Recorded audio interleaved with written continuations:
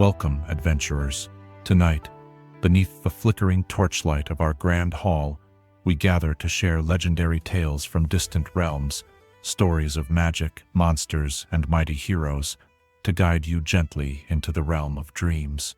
Before we cross into the veil of slumber, take a moment to cast a support spell, smash the like button, and join our growing adventuring party by subscribing. Also, I'm curious what realm you're watching from.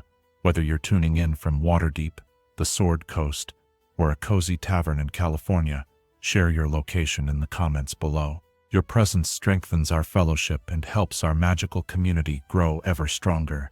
Now, the dice have been rolled, and the time for storytelling has come. Get in a comfortable position, dim the lights, and let the journey begin. Chapter 1. The City of Splendors. In the northern reaches of Faerun, where the Sword Coast meets the endless expanse of the trackless sea, there stands a monument to mortal ambition that defies the very notion of what a city can become. Waterdeep, the crown jewel of the Sword Coast, rises from the natural harbor like a dream made manifest in stone and steel, its towers reaching toward the heavens as if to challenge the gods themselves with the audacity of its grandeur. Here, beneath the shadow of Mount Waterdeep, over 1 million souls make their home within walls that have witnessed the rise and fall of empires, the birth of legends, and the endless dance between order and chaos that defines the mortal condition. The city sprawls across multiple levels, from the bustling docks of the Harbor Ward to the noble estates of Sea Ward, each district a world unto itself, yet all bound together by the invisible threads of commerce, politics, and shared destiny. The morning mist rolls in from the harbor, carrying with it the salt tang of distant shores and the promise of fortunes to be made or lost before the sun sets. Ship masts pierce the fog like the spears of some vast army, their colorful banners and pennants creating a forest of silk and canvas that speaks to the far-flung corners of the world from which these vessels have sailed. Merchants from Kalimshan arrive with their exotic spices and silks, while hardy traders from the northern settlements bring furs and amber, their weathered faces telling tales of journeys through lands where dragons still hold dominion over forgotten ruins. The very air thrums with possibility and peril in equal measure. Gold changes hands with the speed of lightning, and fortunes are built upon handshakes sealed in taverns where adventurers rub shoulders with merchant princes, where whispered rumors of treasure hoards compete with the soft negotiations of diplomatic envoys seeking to secure their nation's interests in this nexus of northern trade. But Waterdeep is far more than a mere marketplace writ large. It stands as proof that mortals can create something greater than themselves, that through cooperation and competition, through the delicate balance of law and freedom, a civilization can emerge that rivals the greatest achievements of the ancient empires. The city's very existence seems to mock the notion that chaos must inevitably triumph over order, that entropy must claim all things in time. From the elegant spires of the noble villas to the labyrinthine passages of the dock ward, every stone tells a story of human ingenuity and determination. The city's architects have learned to build not merely outward, but upward and downward, creating a three-dimensional tapestry of living spaces that maximizes every precious inch of ground within the protective embrace of the city walls. Bridges span between towers like frozen lightning, while underground passages connect districts through tunnels that predate the current city by centuries.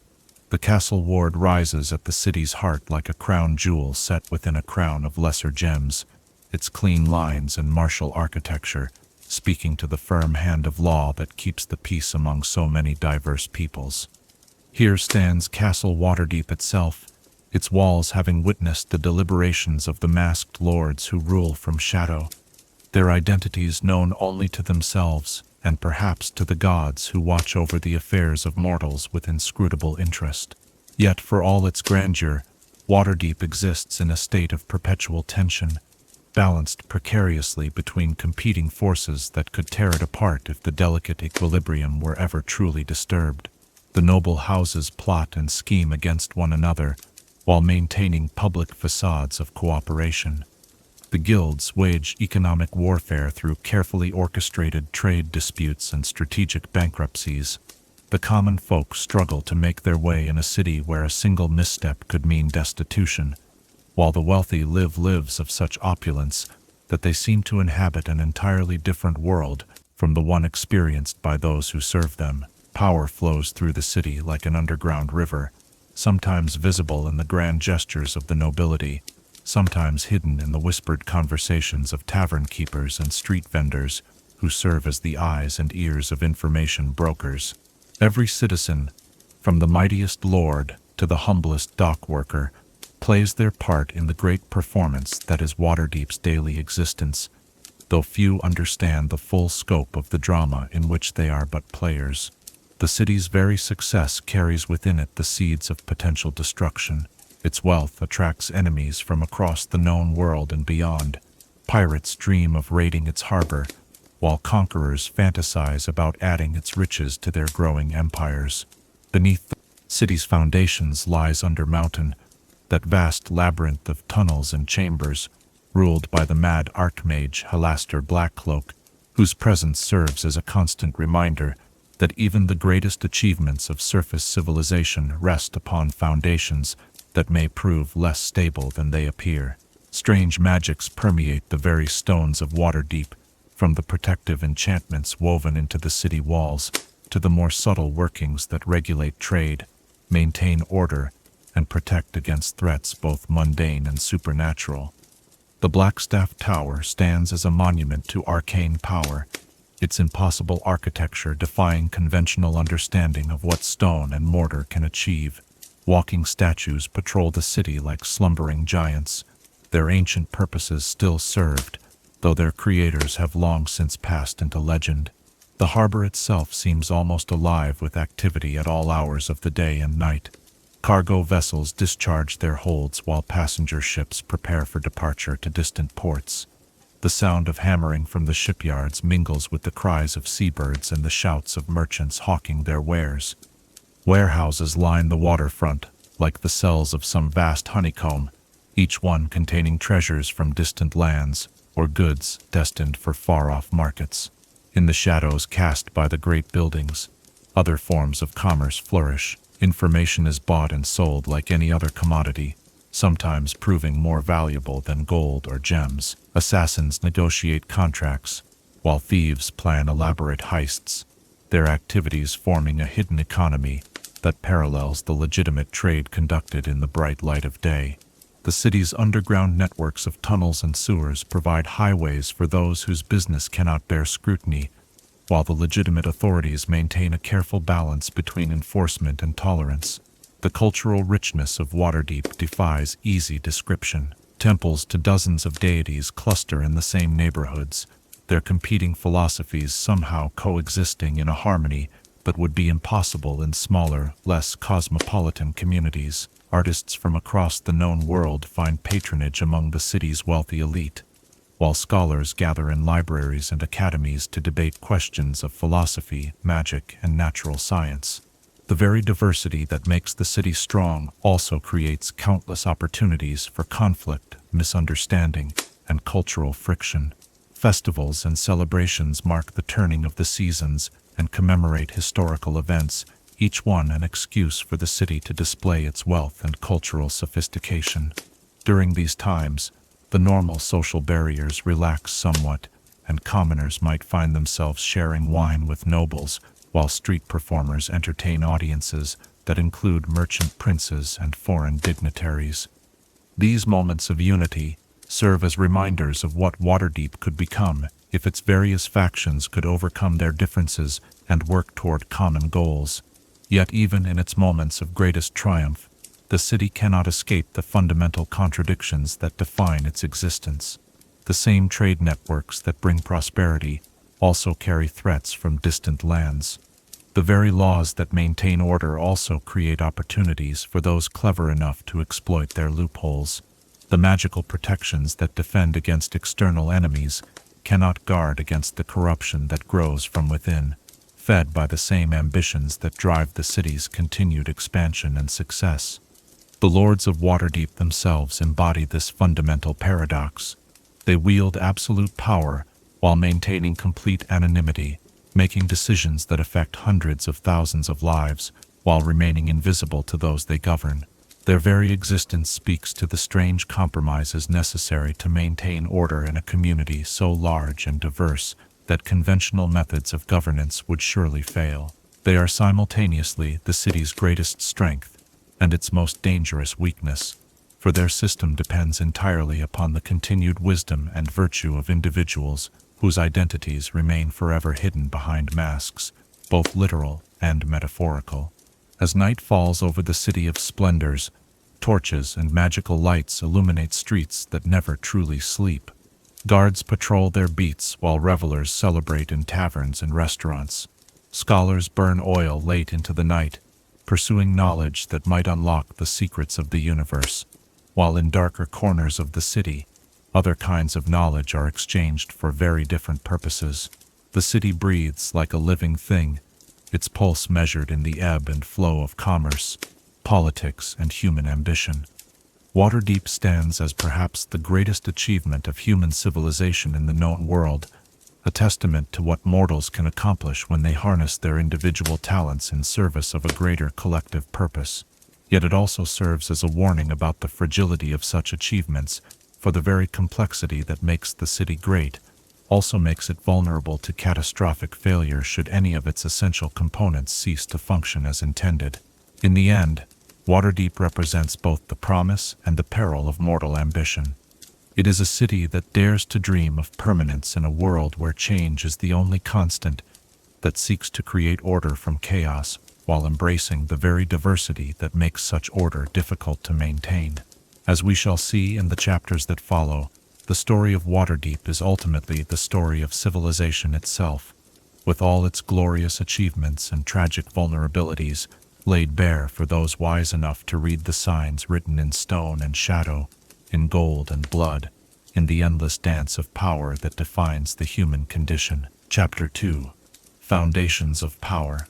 Power, like water, seeks its own level, flowing toward those natural harbors of geography and circumstance, where it can pool and deepen into something greater than the sum of its tributaries. In the mists of prehistory, long before the first stone was laid with conscious purpose, the land that would become Waterdeep called to those who understood that true dominion comes not from conquest alone, but from the patient cultivation of advantages that nature herself has provided. The earliest legends speak of Deep Water, a fishing village perched upon the shores of a natural harbor, so perfectly formed that sailors claimed the gods themselves had carved it from the living rock as a gift to mortals, brave enough to venture upon the wine-dark sea. The indigenous Northmen who first settled these shores understood what later conquerors would learn through bitter experience, that geography is destiny, and some places are simply meant to be great. Here, where Mount Waterdeep rises like a guardian's sword thrust into the sky, ancient peoples found shelter from the harsh northern winds and protection from the raiders who plagued the more exposed settlements along the coast. The mountain's bulk created natural windbreaks that kept the harbor ice-free even in the depths of winter, while its slopes provided both fresh water from hidden springs and defensible positions from which a determined garrison could hold off armies many times their number.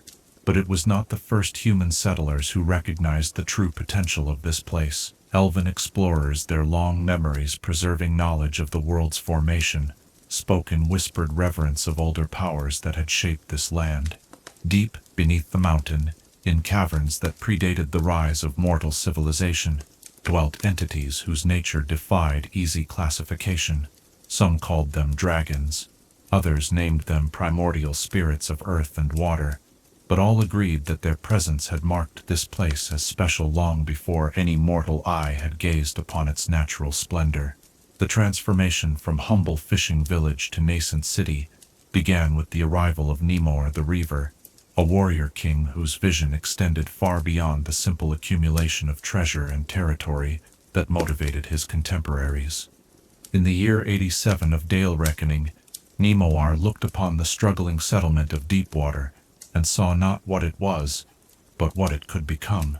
Where others saw only another coastal village ripe for plundering, He perceived the embryonic form of a great city that could command the trade routes of the entire northern coast. Nemoir's conquest of Deepwater was less a battle than a revelation. The villagers, recognizing in him a leader whose ambitions aligned with their own desperate need for protection and prosperity, opened their gates without resistance.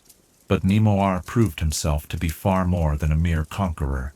He understood that lasting power required more than the sword alone, that true dominion came from creating something so valuable that others would fight to preserve it rather than destroy it.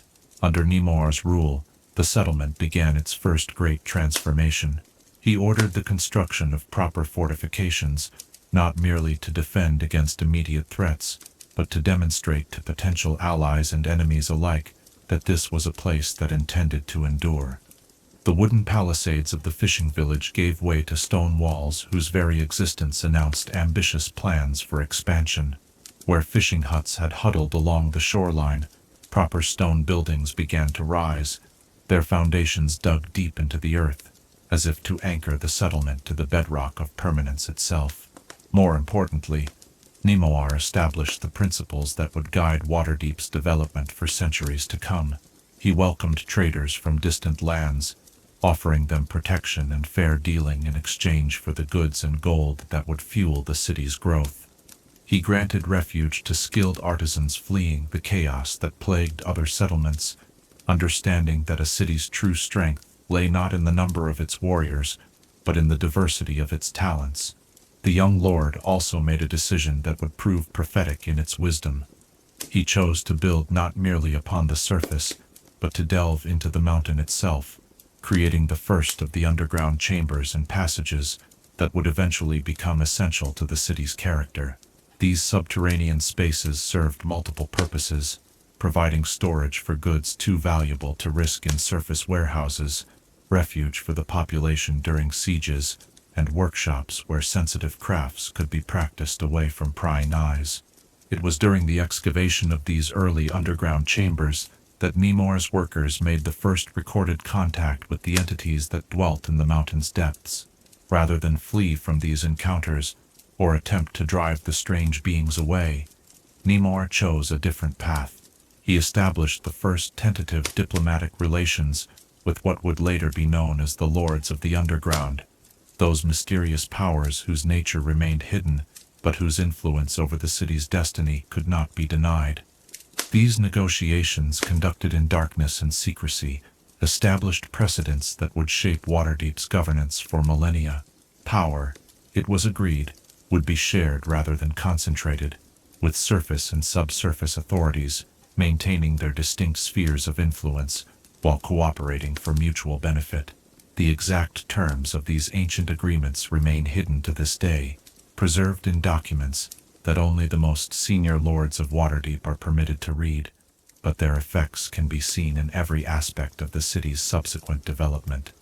As Nemoir's reign progressed, other ambitious leaders began to take notice of the growing prosperity of his domain. Trade routes that had previously bypassed the northern coast began to make regular stops at Deepwater's expanding docks. Merchants who had once considered the northern settlements too primitive and dangerous to warrant their attention found themselves drawn by reports of fair dealing and profitable opportunities. The influx of wealth and population that followed brought both opportunities and challenges. The original fishing families found themselves competing with newcomers for space and influence, while the simple governance structures that had sufficed for a village proved inadequate for a growing town. Nemoir responded by establishing the first formal council of advisors, drawing its membership from both the original settlers and the most successful of the new arrivals. This early council established patterns of inclusive governance that would eventually evolve into Waterdeep's unique system of masked lords. Rather than rule as an absolute monarch, Nemoir chose to share power with those who had demonstrated their commitment to the settlement's prosperity. Decisions affecting the entire community were debated openly, though the final authority remained with Nemoir himself. The success of this collaborative approach attracted the attention of more distant powers. Envoys arrived from the southern city-states, offering treaties and trade agreements that would have been inconceivable just decades earlier. Northern tribes that had once raided the coast began to seek peaceful relationships with the growing settlement, recognizing that they could gain more through trade than through warfare. Yet even as Waterdeep began its ascent toward greatness, the seeds of future complications were being sown. The wealth that flowed into the city attracted not only honest merchants and skilled craftsmen, but also those who sought to profit through less legitimate means. Smugglers found the city's growing network of underground passages ideal for their purposes, while con artists and thieves discovered that prosperity made for more profitable hunting grounds than poverty. Nemoar's response to these challenges established another precedent that would echo through the centuries. Rather than attempt to eliminate crime entirely, he chose to regulate it, establishing laws and enforcement mechanisms that sought to channel criminal activity into forms that would not threaten the city's overall prosperity. This pragmatic approach to governance recognized that in a city built upon trade and ambition, some level of illicit activity was inevitable, but that it could be managed rather than merely opposed. The physical transformation of the settlement continued throughout Nemoar's reign. The harbor was expanded and improved, with stone quays replacing the simple wooden docks of the fishing village era. Warehouses rose along the waterfront, their robust construction designed to protect valuable cargoes from both weather and theft. The residential areas grew upward as well as outward, with multi-story buildings replacing single-story huts as the pressure for space increased.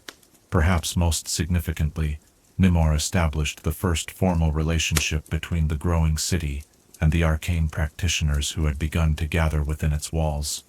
Magic users, drawn by the city's growing reputation for tolerance and opportunity, found themselves welcomed rather than feared or persecuted.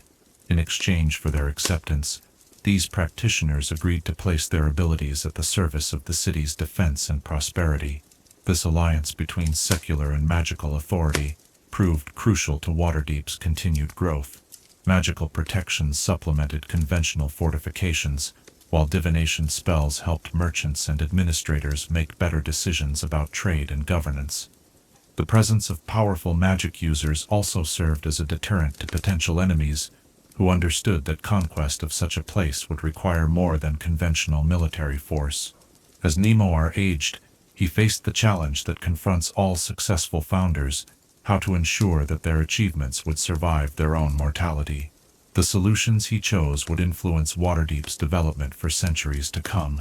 Rather than designating a single heir, he established a more complex succession system that distributed power among multiple individuals and institutions. The Lord's Alliance, though it would not receive that name for many years, began to take shape during the final years of Nemoar's reign.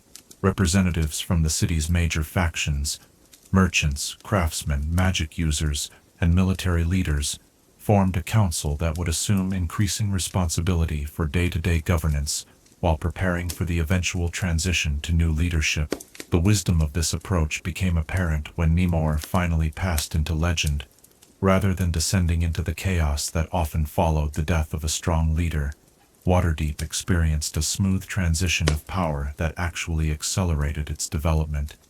The collaborative governance structure that Nemoar had established proved more resilient than any individual could have been, adapting to new challenges while maintaining the essential principles that had made the city's growth possible. The successors who followed Nemoar each contributed their own innovations to the city's development, but all built upon the foundations he had laid. The underground chambers were expanded into the vast network that would eventually become essential to the city's defense and commerce. The harbor continued to grow, accommodating ever larger vessels from ever more distant ports. The population swelled as word of Waterdeep's opportunities spread across the known world. Each generation of leaders faced the same fundamental challenge that had confronted Nemoar: how to balance the competing demands of security and openness, of order and freedom, of tradition and innovation. The solutions they found shaped not only the physical development of the city, but also the cultural and political institutions that would define its character for millennia. The early nobles who emerged during this period established many of the great houses that would dominate Waterdeep's politics for generations to come. These families understood that their individual prosperity depended upon the city's continued success, creating an alignment of interests that served as one of the strongest bulwarks against internal strife and external threats. Trade agreements negotiated during this foundational period created networks of commercial relationships that extended across continents. Waterdeep's merchants learned to think not merely in terms of immediate profit, but of long-term relationships that would provide steady sources of both goods and customers. This far-sighted approach to commerce became one of the city's greatest strengths, ensuring that it would remain prosperous even when individual trade routes were disrupted by war or political upheaval. As we reflect upon these foundational years, we see how the intersection of geography, leadership, and circumstance created something greater than any single factor could have achieved alone. Nemoar's vision, the harbor's natural advantages, and the willingness of diverse peoples to work together for mutual benefit combined to create not merely a successful city, but a new model for how civilization itself might be organized. The lessons learned during these early years would be tested repeatedly in the centuries to come, but the foundations laid during this period proved strong enough to support achievements that would have been inconceivable to those first fishermen who looked out upon the harbor and dreamed of something greater than mere survival. Chapter 3. The Lords of Waterdeep. True power often wears the mask of humility, concealing its face not from shame but from wisdom. Understanding that the moment authority becomes personal, it becomes vulnerable to the very human frailties that destroy kingdoms and topple empires. In the shadowed halls of Castle Waterdeep, where decisions that shape the fate of millions are made by voices without faces, we find perhaps the most audacious experiment in governance ever attempted by mortal minds. The Lords of Waterdeep rule from behind masks, both literal and metaphorical, their identities known only to themselves and to the ancient magics that bind them to their sacred oaths of service. They move through the city they govern as ordinary citizens, their true power hidden beneath the mundane facades of merchants, nobles, artisans, and even commoners. A baker kneading dough in the trades ward might hold the authority to declare war, while a street sweeper clearing the cobblestones of Castle Ward could possess the knowledge to bankrupt rival cities through carefully orchestrated trade embargoes. This system of masked governance emerged not from paranoia or cowardice, but from the hard-learned wisdom of watching other cities tear themselves apart through the personal ambitions and vendettas of their rulers. The founders of the Lord's system understood that power corrupts not because it is inherently evil, but because it becomes entangled with the ego and identity of those who wield it. By severing the connection between personal recognition and political authority, they created something unprecedented in the annals of human governance. The transformation began during the reign of Ogiron, the first open lord of Waterdeep, whose brilliance lay not in accumulating power, but in learning how to distribute it without losing control. Ogiron had witnessed the chaos that erupted when strong rulers died, leaving behind succession crises that often destroyed everything they had built. He had observed how the knowledge that one possessed ultimate authority inevitably led to the corruption of judgment, as advisors became sycophants and honest counsel became increasingly rare. The solution Ogiron devised was as elegant as it was radical. Rather than concentrating power in a single visible ruler, he created a council of hidden lords who would govern collectively while maintaining their individual anonymity. These lords would be chosen not through inheritance or conquest, but through demonstrated competence and unwavering commitment to the city's welfare above their own personal interests. The selection process itself became shrouded in mystery and protected by ancient magics that made deception impossible. Candidates were evaluated not merely for their abilities, but for their character, their wisdom, and their capacity to make difficult decisions without regard for personal gain. The rituals of selection, conducted in chambers deep beneath Castle Waterdeep, involved oaths so binding that they were said to reach into the very soul of those who swore them. Once chosen, a Lord of Waterdeep underwent a transformation that was as much mystical as it was political. Ancient enchantments woven into the very foundations of the city created an empathic bond between the lords and the population they served, allowing them to sense the collective mood and needs of the citizenry in ways that would be impossible through conventional means. This magical connection ensured that the lords could never become entirely detached from the consequences of their decisions. The masked lords met in council chambers, where even their voices were magically altered to prevent recognition. They debated policy and made decisions through a complex system of coded communications that had evolved over centuries. Their discussions guided by protocols designed to ensure that every perspective was considered, while preventing any individual lord from dominating the proceedings through force of personality or rhetorical skill. Yet for all their secrecy, the lords did not govern in complete isolation from the populace. The position of Open Lord served as the visible face of their collective authority, a single individual who could speak publicly for the council while taking responsibility for unpopular decisions. The Open Lord bore the burden of public accountability while shielding the hidden lords from the personal animosity that their decisions might generate.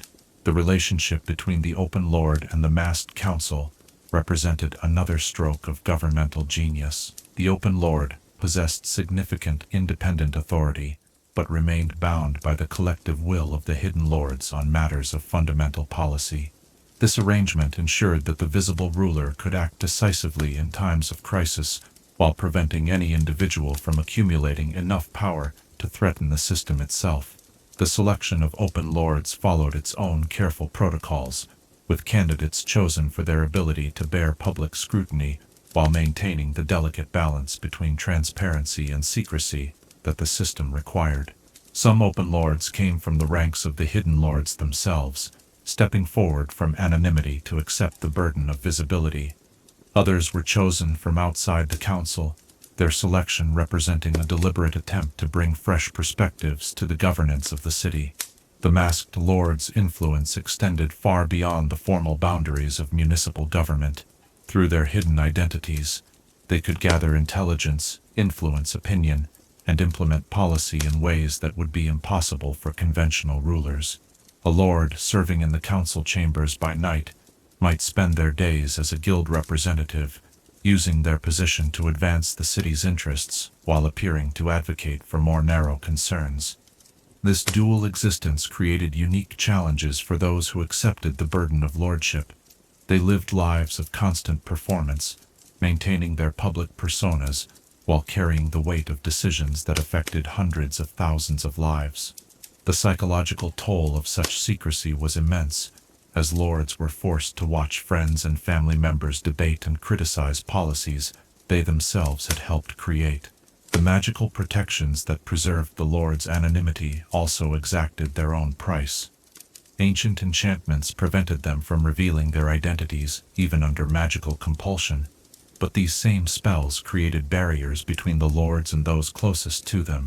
Many lords found themselves growing increasingly isolated as the years passed, unable to share their true thoughts and feelings with anyone outside the council. Despite these personal costs, the system proved remarkably effective at achieving its primary objectives. Waterdeep avoided the succession crises that plagued other cities, as the death or retirement of individual lords could be handled smoothly without public disruption. The city's policies showed a consistency and long-term perspective that would have been impossible under conventional monarchical rule, as the masked lords were able to plan for decades or even centuries into the future. The lords' ability to gather intelligence through their hidden identities gave them advantages that conventional rulers could never match. They could monitor the effectiveness of their own policies through direct observation, witnessing firsthand how their decisions affected ordinary citizens. This feedback allowed them to adjust their governance in real time, correcting problems before they became crises. The system also proved remarkably resistant to corruption, though not entirely immune to it. The anonymity that protected the lords from external pressure also made it difficult for special interests to target them with bribes or threats. The collective decision-making process meant that no single lord could be bought or intimidated into making decisions contrary to the city's interests. Yet the very secrecy that made the system effective also created opportunities for abuse. Lords who gradually lost sight of their original ideals could use their hidden positions to advance personal agendas while maintaining the facade of public service. The detection and removal of such corrupted lords became one of the council's most difficult and sensitive responsibilities. The masked lords developed elaborate protocols for monitoring one another, using both magical and mundane methods to ensure that their colleagues remained true to their oaths. These internal security measures sometimes created an atmosphere of mutual suspicion that threatened the trust necessary for effective collective governance. The balance between vigilance and paranoia required constant attention from those charged with maintaining the system's integrity. The relationship between the masked lords and other power centers within the city evolved constantly throughout the centuries. The noble houses, the merchant guilds, the temples, and the magical academies all sought to influence or infiltrate the Council of Lords, while the lords themselves worked to maintain their independence from these competing interests. This ongoing struggle created a complex web of alliances and rivalries that shaped the city's political landscape. Some of the most skilled lords learned to play multiple roles simultaneously, maintaining their positions within other power structures while serving on the council. A lord might serve as the head of a noble house, while secretly working to limit noble influence over city policy, or lead a merchant guild, while ensuring that commercial interests did not override broader civic concerns. These double and triple identities required extraordinary skill in compartmentalization and deception. The lords' commitment to anonymity extended even to their relationships with one another. While they might know each other's voices and voting patterns from council meetings, many lords went decades without learning the true identities of their colleagues. This anonymity within anonymity created a unique form of governance, where policies were judged entirely on their merits, rather than on the personalities or reputations of those who proposed them. The magical infrastructure that supported the lords' system became increasingly sophisticated over the centuries. Divination spells monitored the city for threats, while illusion magic protected the lords' identities. Enchantment magic ensured the binding nature of their oaths, while transmutation spells facilitated secure communications. The entire system became a masterwork of applied magical theory, demonstrating how arcane knowledge could be harnessed in service of political innovation. As the centuries passed, the lords adapted their methods to meet new challenges while preserving the core principles that had made their system successful. They weathered invasions, economic crises, magical catastrophes, and social upheavals by maintaining their commitment to collective wisdom over individual ambition. The city they governed became a testament to the possibility that power could be wielded with restraint and wisdom when it was divorced from personal glory. The legacy of the masked lords extends far beyond the boundaries of Waterdeep itself. Other cities have attempted to replicate their system with varying degrees of success, though none have matched the original's longevity and effectiveness. The Lord's example stands as proof that alternatives to traditional monarchy and oligarchy are possible, that governance can be both effective and ethical when those who rule place service above self.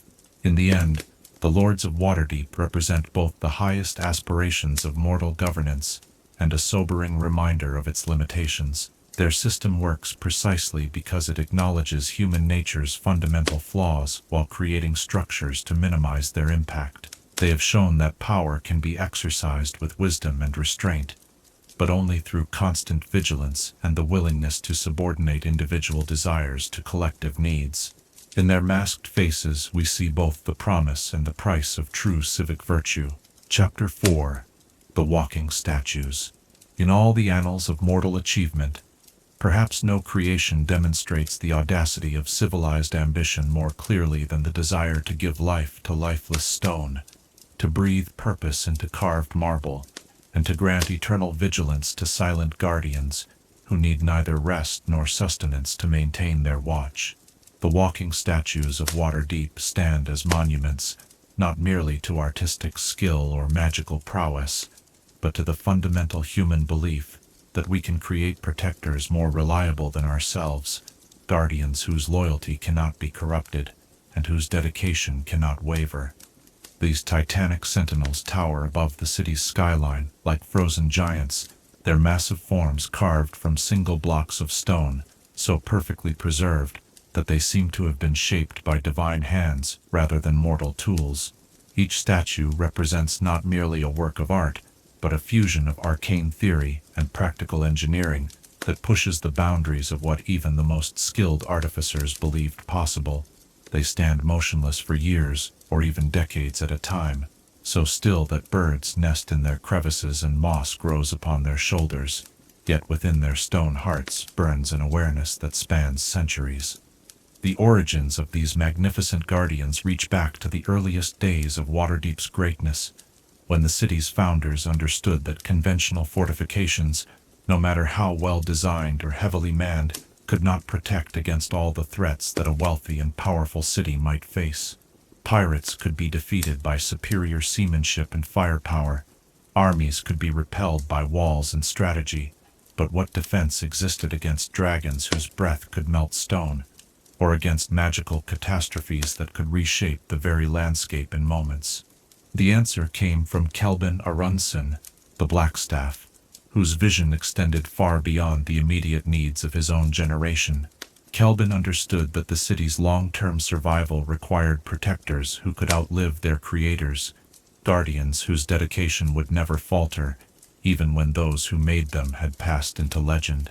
Working in collaboration with the greatest artificers and enchanters of his age, he began the monumental task of creating defenders that would serve Waterdeep for millennia.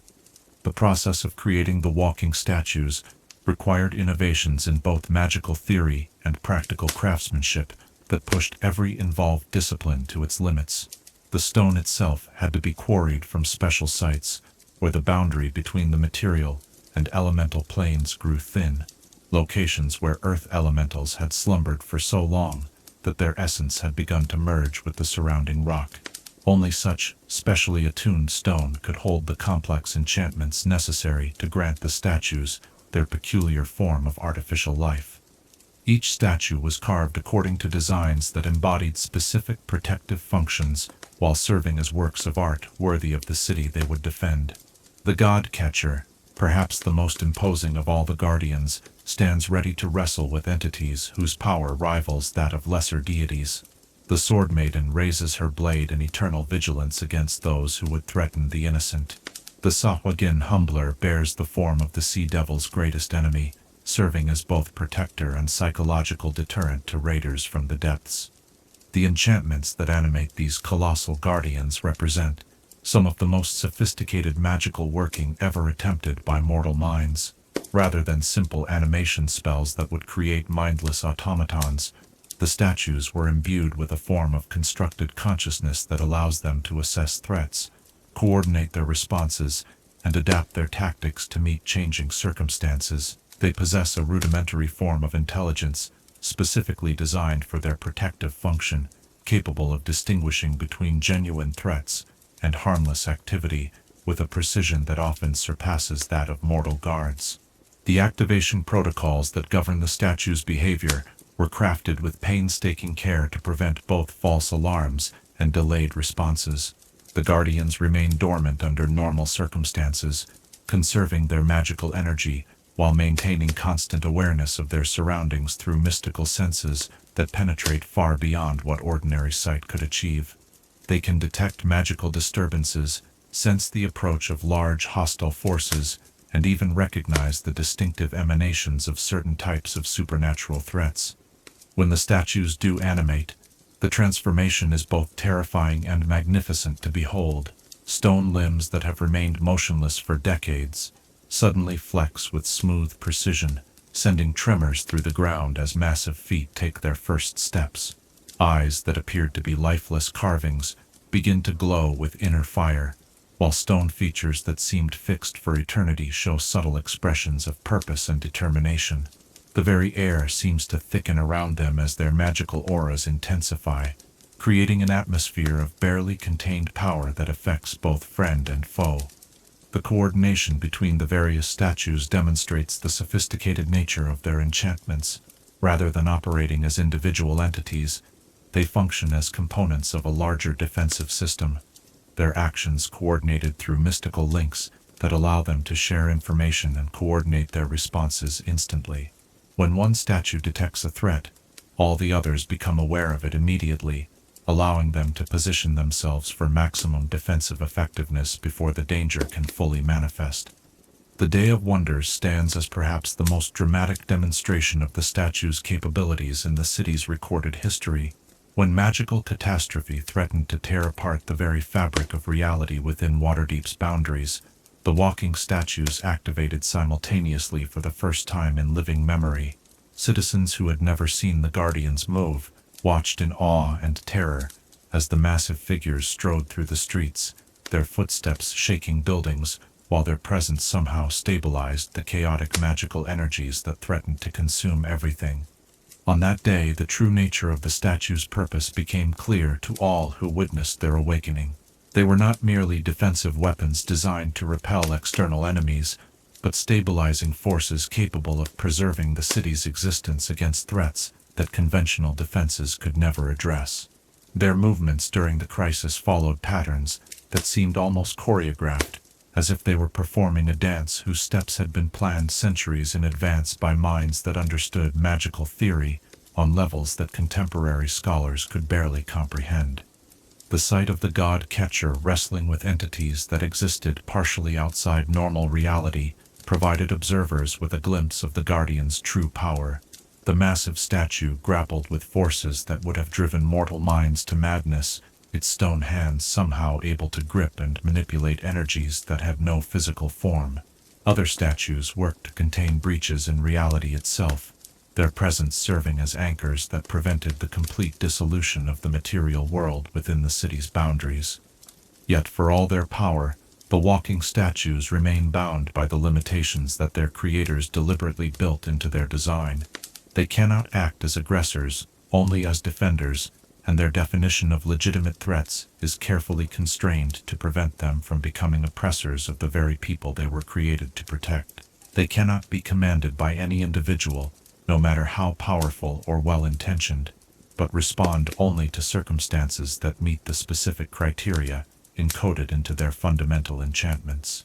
This limitation has occasionally proven frustrating to the city's rulers, who have sometimes wished they could deploy the statues as weapons of war or instruments of policy. The Guardians' inflexibility in this regard, however, serves as one of their greatest strengths, ensuring that they can never be corrupted or turned against the city they serve.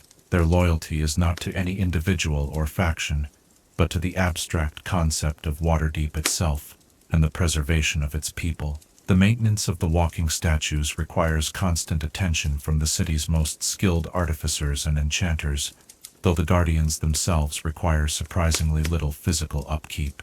The enchantments that animate them are largely self-sustaining, drawing power from the same mystical sources that protect the city as a whole.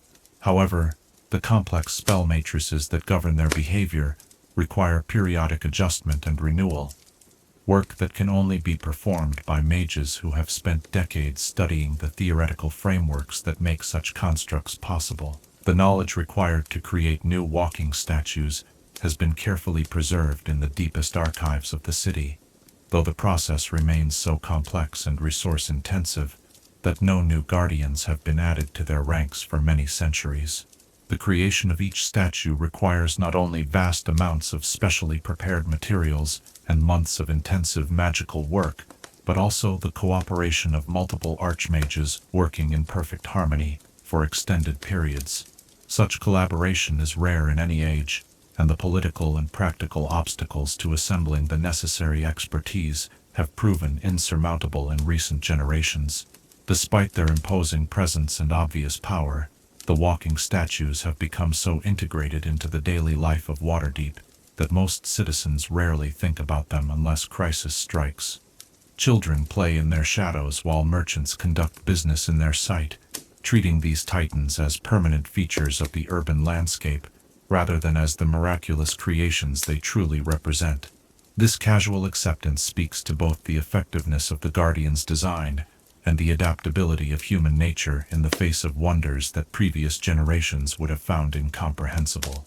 The psychological effect of the statues extends far beyond their actual defensive capabilities, serving as visible symbols of the city's power and permanence.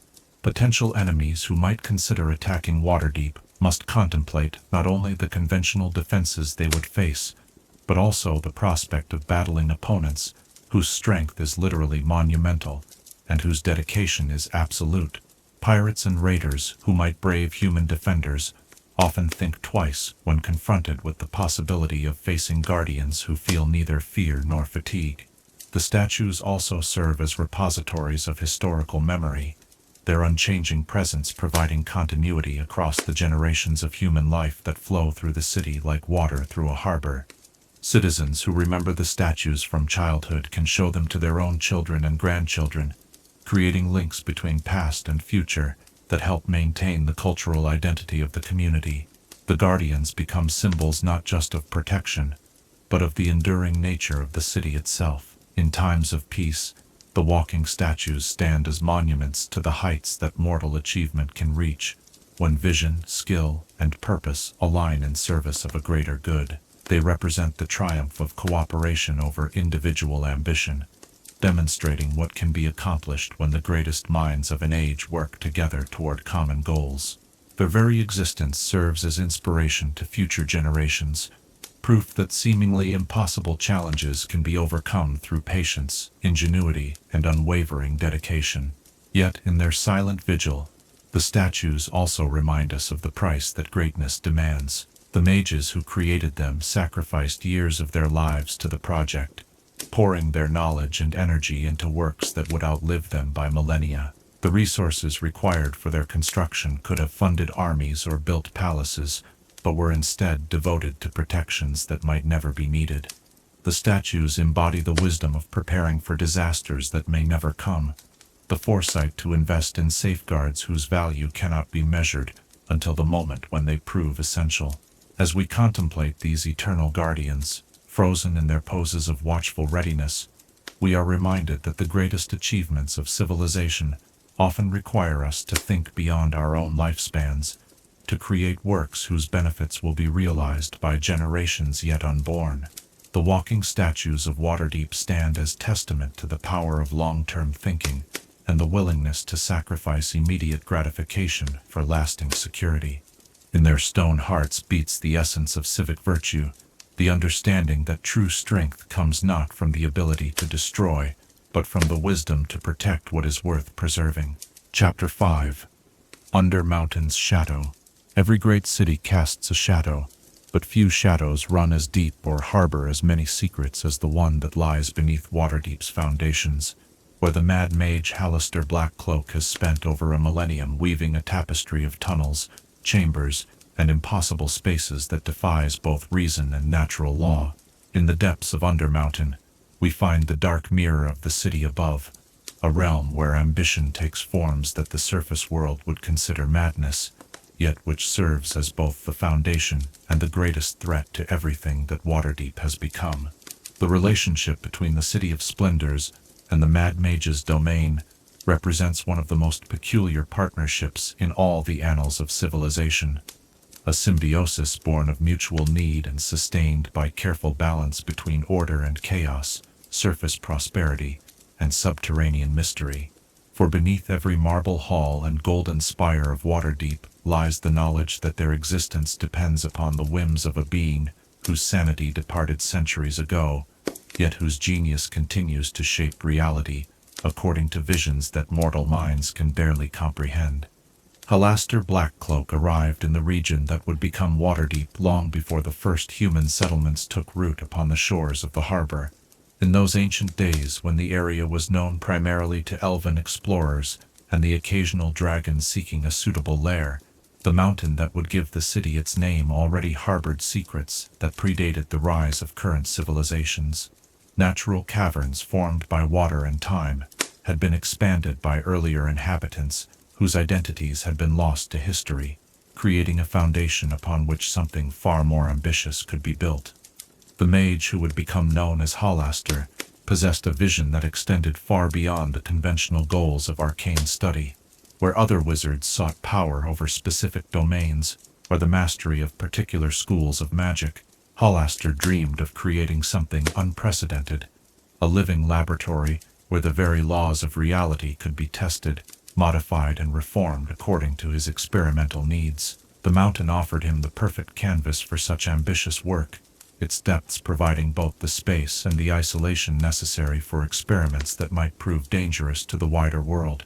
The early years of Halaster's residence beneath the mountain established patterns that would persist for centuries. The mage delved ever deeper into the earth, carving new chambers and corridors with a combination of magic and mundane tools, creating spaces that served as workshops, libraries, laboratories, and prisons for the various entities he summoned or created during his research.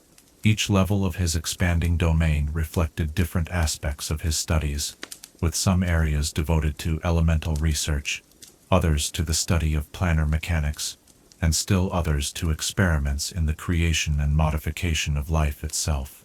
As Halaster's reputation grew among the magical community, he began to attract apprentices and associates who shared his fascination with pushing the boundaries of arcane knowledge.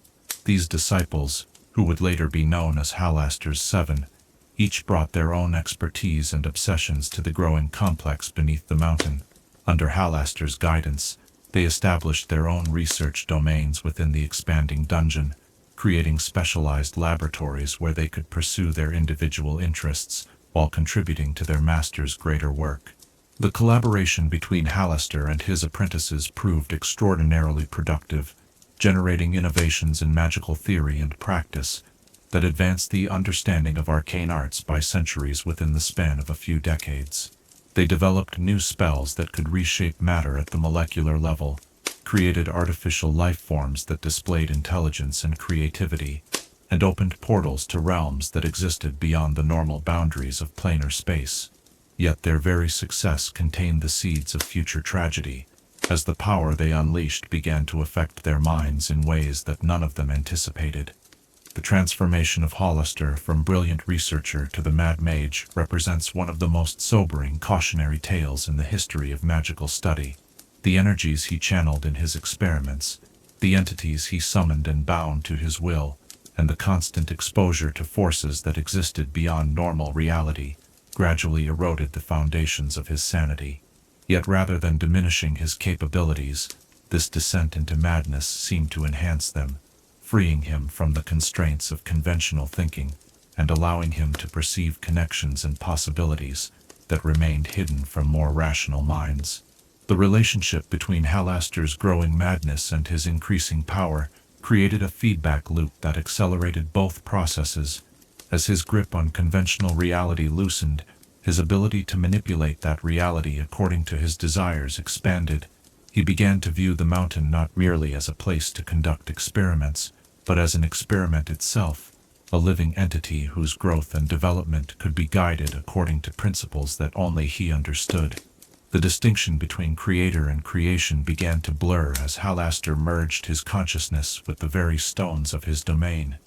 The eventual betrayal and destruction of Halaster's Seven marked the end of collaborative magical research within Undermountain and the beginning of the domain's transformation into something far more sinister. The apprentices who had once worked alongside their master became the subjects of his experiments, their bodies and souls twisted by magics that reflected Halaster's deteriorating mental state. Some were transformed into undead guardians, others became incorporeal entities bound to specific locations within the dungeon, and still others suffered fates that defied easy categorization. With the loss of his apprentices, Halaster's work took on an increasingly solitary and erratic character. The neat organization that had characterized the early levels of Undermountain gave way to chaotic arrangements that reflected the mage's fragmented consciousness. Chambers designed for specific purposes were repurposed on whims. Creatures from distant planes were summoned and abandoned when they failed to meet expectations, and entire sections of the dungeon were sealed off and forgotten when their creator lost interest in whatever experiments they had been designed to facilitate. Yet, even in his madness, Halaster retained enough awareness of the world above to recognize the opportunities presented by the growing city of Waterdeep. the steady stream of adventurers, treasure seekers, and foolhardy explorers who began to penetrate his domain provided him with an endless supply of test subjects for his experiments. More importantly, they brought with them stories of the surface world, tales of political intrigue, technological innovation, and social development that fed Halaster's insatiable curiosity about the nature of mortal civilization. The relationship that developed between Undermountain and the city above it reflected Halaster's complex attitudes toward the surface dwellers. On one hand, he regarded them as inferior beings, whose lives were too brief and minds too limited to achieve anything of lasting significance. On the other hand, he found their struggles and ambitions endlessly fascinating, viewing their society as a vast experiment in social organization, whose outcomes he could influence through carefully orchestrated interventions. Halaster's manipulation of events in Waterdeep typically operated through layers of indirection, so complex that even those affected by his schemes rarely realized their true source. A plague that struck the city might be traced to contaminated goods that had been deliberately placed where merchants would find them, while a sudden surge in the population of dangerous creatures in the sewers might result from experiments that had gone awry in the levels far below.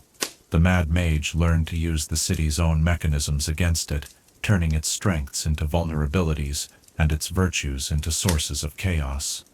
The adventurers who descended into Undermountain seeking treasure and glory found themselves participating in a game whose rules they could never fully understand. The dungeon's layout changed according to Halaster's whims, with passages that led to different destinations depending on the time of day, the phase of the moon, or the psychological state of those attempting to navigate them. Monsters that should have been mortal enemies worked together in defiance of their natural instincts, while treasures that appeared genuine revealed themselves to be elaborate illusions designed to test the greed and wisdom of those who sought them. Yet for all its dangers and deceptions, Undermountain served important functions that benefited both the city above and the realm beyond. The presence of the dungeon provided an outlet for the aggressive impulses of those who might otherwise turn to banditry or warfare, channeling their energies into pursuits that, while dangerous, posed no direct threat to innocent citizens. The constant influx of adventurers seeking to test themselves against Halaster's challenges brought gold and exotic goods to Waterdeep's markets, contributing to the economic prosperity that made the city a beacon of civilization. More subtly, Undermountain served as a proving ground, where heroes could be forged through trials that would be impossible to replicate in the surface world. Those who survived the depths and returned to tell their tales carried with them not only material wealth, but experiences that transformed them into leaders, innovators, and defenders of civilization. The skills they developed in navigating Halaster's deceptions and overcoming his challenges proved invaluable when applied to more conventional problems, from military tactics to diplomatic negotiations. The magical energies that permeated Undermountain also had effects that extended far beyond the dungeon's boundaries. The complex spellwork that Halaster had woven into the mountain's structure created a stabilizing influence on the region's magical climate, preventing the kind of wild fluctuations that plagued other areas where powerful magic users conducted extensive research. This stability made Waterdeep an attractive location for other magic users, contributing to the city's reputation as a center of arcane learning and innovation. The knowledge contained within Undermountain's libraries and laboratories represented one of the greatest concentrations of magical lore in the known world. While most of this information remained inaccessible to surface dwellers, occasional discoveries by successful adventurers had contributed to significant advances in magical theory and practice. Spells that had been lost for centuries were rediscovered in Halaster's archives, while entirely new forms of magic were developed based on principles that the Mad Mage had explored during his long isolation. The relationship between Waterdeep's government and the Master of Undermountain evolved over the centuries into a form of tacit cooperation that served both parties' interests. The Lords of Waterdeep learned to work around Halaster's presence rather than attempting to confront it directly, recognizing that the benefits of coexistence outweighed the risks of conflict. They established regulations governing access to the dungeon, ensuring that expeditions were properly equipped and that survivors were debriefed to gather intelligence about changing conditions in the depths. Halaster, for his part, seemed to appreciate the stability that Waterdeep's government provided, as it ensured a steady supply of subjects for his experiments while minimizing the disruptions that might interfere with his work. He occasionally provided assistance to the city during times of crisis, though his help often came in forms that were as disturbing as they were effective. His interventions were typically subtle enough that most citizens remained unaware of them, maintaining the illusion that the surface world operated independently of the mad genius who dwelt beneath their feet. The economic impact of Undermountain on Waterdeep's development cannot be overstated. The constant demand for supplies by adventuring parties created entire industries devoted to the production of specialized equipment, from enchanted weapons and armor to provisions designed to remain edible in the dungeon's corrupted environment. The treasures that successful expeditions brought back to the surface provided capital for investment in trade and infrastructure, while the exotic materials they recovered enabled innovations in craftsmanship and magical research. The presence of Undermountain also influenced Waterdeep's cultural development in subtle but significant ways. The city's tolerance for eccentric behavior and dangerous pursuits reflected its citizens' familiarity with the kind of risks that the dungeon represented.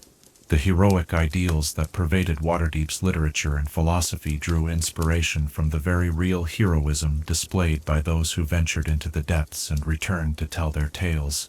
The city's democratic institutions were strengthened by the knowledge that leadership positions might require the kind of courage and wisdom that could only be developed through exposure to genuine peril.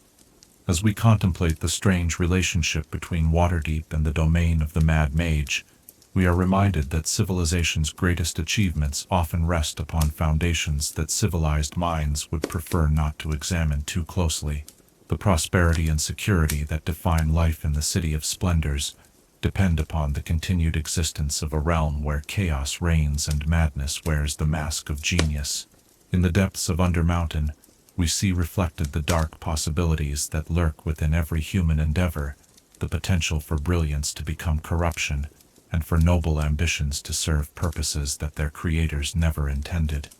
Yet we also see evidence of civilization's remarkable adaptability, its capacity to find ways to benefit from even the most dangerous circumstances. The citizens of Waterdeep have learned to live with the knowledge that their city rests upon a foundation of controlled chaos, drawing strength from that very uncertainty, rather than being paralyzed by it. In their pragmatic acceptance of Halaster's presence, we find a lesson about the complex relationships that sometimes develop between order and disorder, between the world we can understand and the forces that lie beyond the boundaries of rational comprehension. Chapter 6. The Guilds and Commerce. Commerce flows like blood through the arteries of civilization, carrying with it not merely gold and goods, but the very essence of human ambition, the dreams of those who dare to believe that wealth can be created through cunning, courage, and the willingness to risk everything on the turning of fortune's wheel. In Waterdeep, where merchant princes command resources that rival those of kingdoms and guild wars are fought with ledgers and contracts rather than swords and shields, we find the ultimate expression of capitalism's creative and destructive potential. The great merchant houses of Waterdeep stand as monuments to the transformative power of organized commerce, their towering counting houses and sprawling warehouses serving as temples to the god of gold that all nations worship regardless of their official creeds. These merchant dynasties have learned to think not in terms of individual transactions, but of entire economic ecosystems whose health determines the prosperity of millions. They manipulate markets with the precision of master musicians, creating symphonies of supply and demand that can enrich allies and bankrupt enemies with equal ease. At the apex of this commercial hierarchy stand figures whose names are whispered with reverence in trading posts from Kalimshan to the Moonshay Isles. House Castellanter commands shipping lanes that span continents, their vessels bearing cargoes whose value exceeds the annual revenues of smaller cities. The Grailhuns have built their fortune on the patient accumulation of urban real estate, understanding that in a city where space itself has become a precious commodity, those who control the land ultimately control everything else. House Otterbrandt has mastered the complexities of international finance, their letters of credit accepted as readily as royal coin in markets across the known world. These merchant princes operate according to principles that would be familiar to any student of statecraft, for they have learned that commerce at their level becomes indistinguishable from diplomacy. Treaties between trading houses establish spheres of influence that can reshape entire regions, while commercial alliances create power blocks that dwarf the military capabilities of traditional nations. A trade embargo imposed by the great houses of Waterdeep can bring kingdoms to their knees more effectively than any army, while their support can transform struggling settlements into thriving cities within the span of a few short years. The guild system that underlies Waterdeep's commercial success represents one of humanity's most sophisticated attempts to organize economic activity for mutual benefit, while maintaining competitive incentives for innovation and growth. Each guild operates as a semi-autonomous entity within the larger framework of the city's economy, establishing standards for quality and conduct that protect both producers and consumers, while creating barriers to entry that preserve the privileges of established members. The Mercers Guild stands as perhaps the most powerful of these organizations, their control over the textile trade, giving them influence that extends far beyond the bounds of their specific industry. Silk from Karatur, cotton from Cholt, and wool from the northern settlements all pass through their warehouses and distribution networks, creating opportunities for profit at every stage of the process from raw material to finished garment. The guild's leaders have learned to think globally while acting locally, establishing relationships with suppliers and customers that span continents while maintaining detailed knowledge of market conditions in hundreds of individual communities. The Vintners and Brewers Guild exercises a different but equally significant form of influence, their control over alcoholic beverages giving them access to every level of society, from the humblest tavern to the most exclusive noble gathering. Wine and ale serve functions that extend far beyond mere refreshment, acting as social lubricants that facilitate negotiations, celebrations that mark important agreements, and gifts that cement diplomatic relationships. The guild's members have become masters of the subtle art of influence, understanding that the right vintage offered at the proper moment can accomplish more than the most eloquent speech or generous bribe. The Stablemasters and Farriers Guild may lack the glamour of their counterparts in luxury goods, but their control over transportation gives them strategic importance that rivals any military force. In a world where the speed of communication and the reliability of supply lines can determine the outcome of commercial ventures, those who control the horses, wagons, and ships that move goods and messages wield power that extends far beyond their apparent sphere of influence. The guild's leaders have learned to think systematically about logistics, creating integrated networks that can deliver cargo from any point to any other point within their sphere of influence, with predictable timing and costs. Yet for all their apparent cooperation, the guilds engage in forms of competition that would be familiar to any general planning a military campaign. Market share becomes territory to be conquered and defended, while trade secrets are guarded more carefully than state secrets. Industrial espionage flourishes as guilds seek to learn their competitors' methods and undermine their advantages, while counterintelligence operations protect proprietary information from prying eyes. The weapons employed in these commercial conflicts are far more subtle than swords or siege engines, but no less effective in their ultimate impact. A carefully timed shortage of raw materials can cripple a rival's production schedules, while the strategic placement of favorable contracts can create cascading effects that reshape entire market sectors. Currency manipulation allows the most sophisticated players to profit from instability, while their competitors struggle to maintain operations, while the selective enforcement of regulations can be used to eliminate troublesome rivals without resorting to overtly illegal methods. The rise of the merchant class has fundamentally altered the traditional power structures that once dominated civilized society. Nobles who once commanded absolute authority within their domains now find themselves dependent upon commercial relationships with commoners whose wealth exceeds their own. The old equations that equated birth with power have given way to more complex calculations that factor in financial resources, commercial connections, and market influence alongside traditional measures of status. This transformation has created opportunities for social mobility that would have been inconceivable in earlier eras, as skilled individuals can accumulate wealth and influence regardless of their origins. The greatest merchant families of contemporary Waterdeep trace their lineages not to ancient noble houses, but to shrewd individuals who recognized opportunities that others missed and possessed the courage to pursue them despite enormous risks. Their success stories serve as inspiration to countless others who dream of transcending the circumstances of their birth through intelligence, determination, and strategic thinking. Yet the same system that creates these opportunities also generates new forms of inequality that can be even more pronounced than those they replace. The concentration of wealth in the hands of successful merchants creates disparities between rich and poor that dwarf anything seen in traditional feudal societies, while the complexity of modern commercial relationships makes it increasingly difficult for ordinary citizens to understand the forces that shape their economic circumstances. The international scope of Waterdeep's commercial operations has transformed the city into something unprecedented in human history. A truly global economic center whose influence extends to every corner of the known world.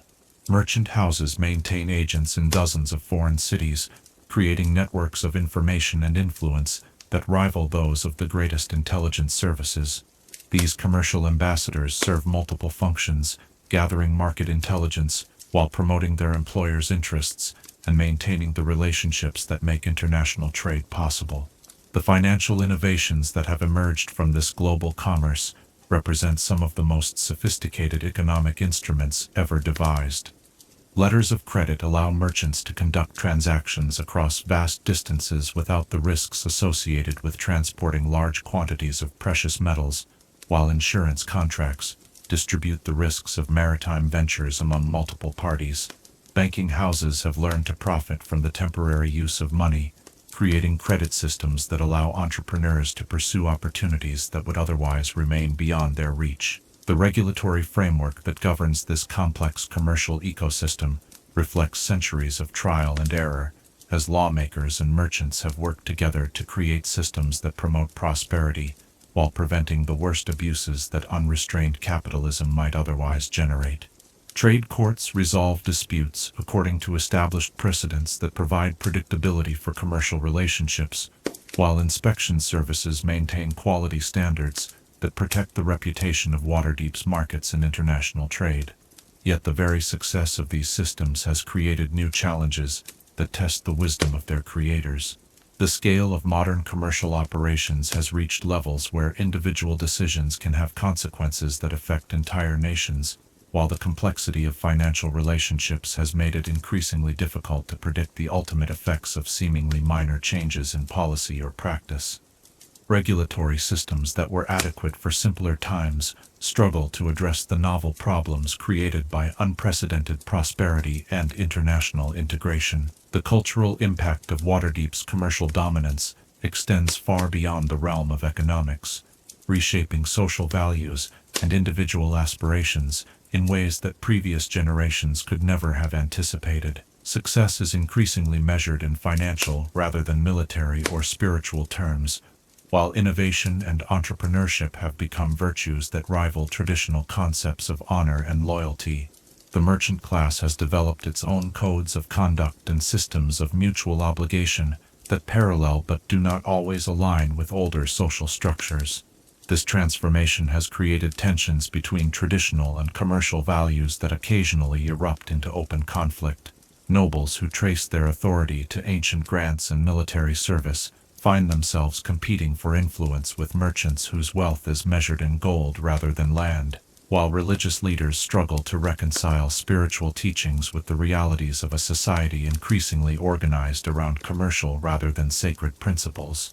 The environmental consequences of Waterdeep's commercial success present challenges that previous generations never had to consider. The volume of goods flowing through the city's ports and warehouses has reached levels that strain the capacity of existing infrastructure, while the concentration of manufacturing activities has begun to affect air and water quality in ways that threaten public health. The very success that has made the city great now requires new forms of wisdom to ensure that prosperity does not ultimately undermine the foundations upon which it rests. The guild system has proven remarkably adaptable in addressing these novel challenges, demonstrating the same innovative spirit that originally made their success possible. Environmental regulations developed through guild cooperation have established standards that protect public health while maintaining commercial viability, while investment in new technologies has created opportunities for profit while reducing negative impacts on the surrounding environment. As we observe the endless dance of commerce that defines daily life in Waterdeep, we see both the promise and the peril of human ingenuity unleashed in pursuit of prosperity. The merchant houses and guilds have created systems of unprecedented sophistication that generate wealth on scales that previous civilizations could never have imagined, yet they have also created new forms of vulnerability that could potentially threaten everything they have built.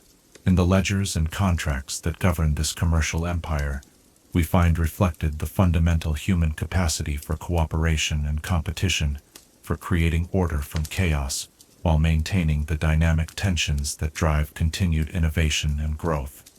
The success of Waterdeep's merchants demonstrates what can be accomplished when individual ambition is channeled through institutional frameworks that align private interests with public benefit.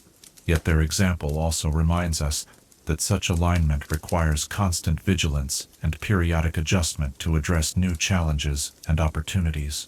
The legacy of Waterdeep's commercial revolution extends far beyond the city's boundaries, providing a model for economic organization that has been studied and emulated throughout the civilized world. Yet perhaps the most important lesson to be drawn from their success is not the specific mechanisms they have created, but their demonstration that human societies can adapt and evolve to meet new challenges while preserving the essential values that make civilization possible. In their counting houses and market halls, we see the future taking shape, driven by the eternal human desire to create something greater than the sum of its parts. Chapter 7. The Harpers' Haven. In the shadows between law and chaos, between order and freedom, there exists a space where idealists dare to believe that the world can be shaped by wisdom rather than force, that tyranny can be thwarted by knowledge rather than armies, and that the greatest victories are often won by those whose names are never recorded in the histories they help to write. The Harpers have made Waterdeep their greatest stronghold, not through conquest or proclamation, but through the patient cultivation of influence that flows like underground rivers through every level of the city's society. Those who harp, as they are known to those few who understand their true nature, represent perhaps the most successful attempt in recorded history to create an organization dedicated to the preservation of freedom without the apparatus of formal government. They operate according to principles that would seem contradictory to conventional minds, wielding power while eschewing authority, fighting tyranny, while avoiding the creation of new forms of oppression, and maintaining unity of purpose while encouraging diversity of method among their members. The origins of Harper influence in Waterdeep trace back to the city's earliest days, when visionary leaders recognized that the greatest threats to civilization often came, not from external enemies, but from the corruption of power within. They understood that laws and institutions, no matter how carefully crafted, could be subverted by those clever enough to manipulate their mechanisms while maintaining the appearance of legitimacy. Against such threats, conventional defenses proved inadequate, requiring responses that could operate outside normal channels while remaining true to the values they sought to protect. The first Harpers to establish themselves in Waterdeep were drawn by the city's unique character as a place where multiple power centers competed for influence, while maintaining an overall balance that prevented any single faction from achieving dominance. They recognized in this dynamic equilibrium both a model for the kind of society they wished to promote, and a laboratory where their methods could be tested and refined under challenging conditions. The Harper network that gradually took shape within Waterdeep reflected the organization's core philosophy of distributed authority and collaborative action.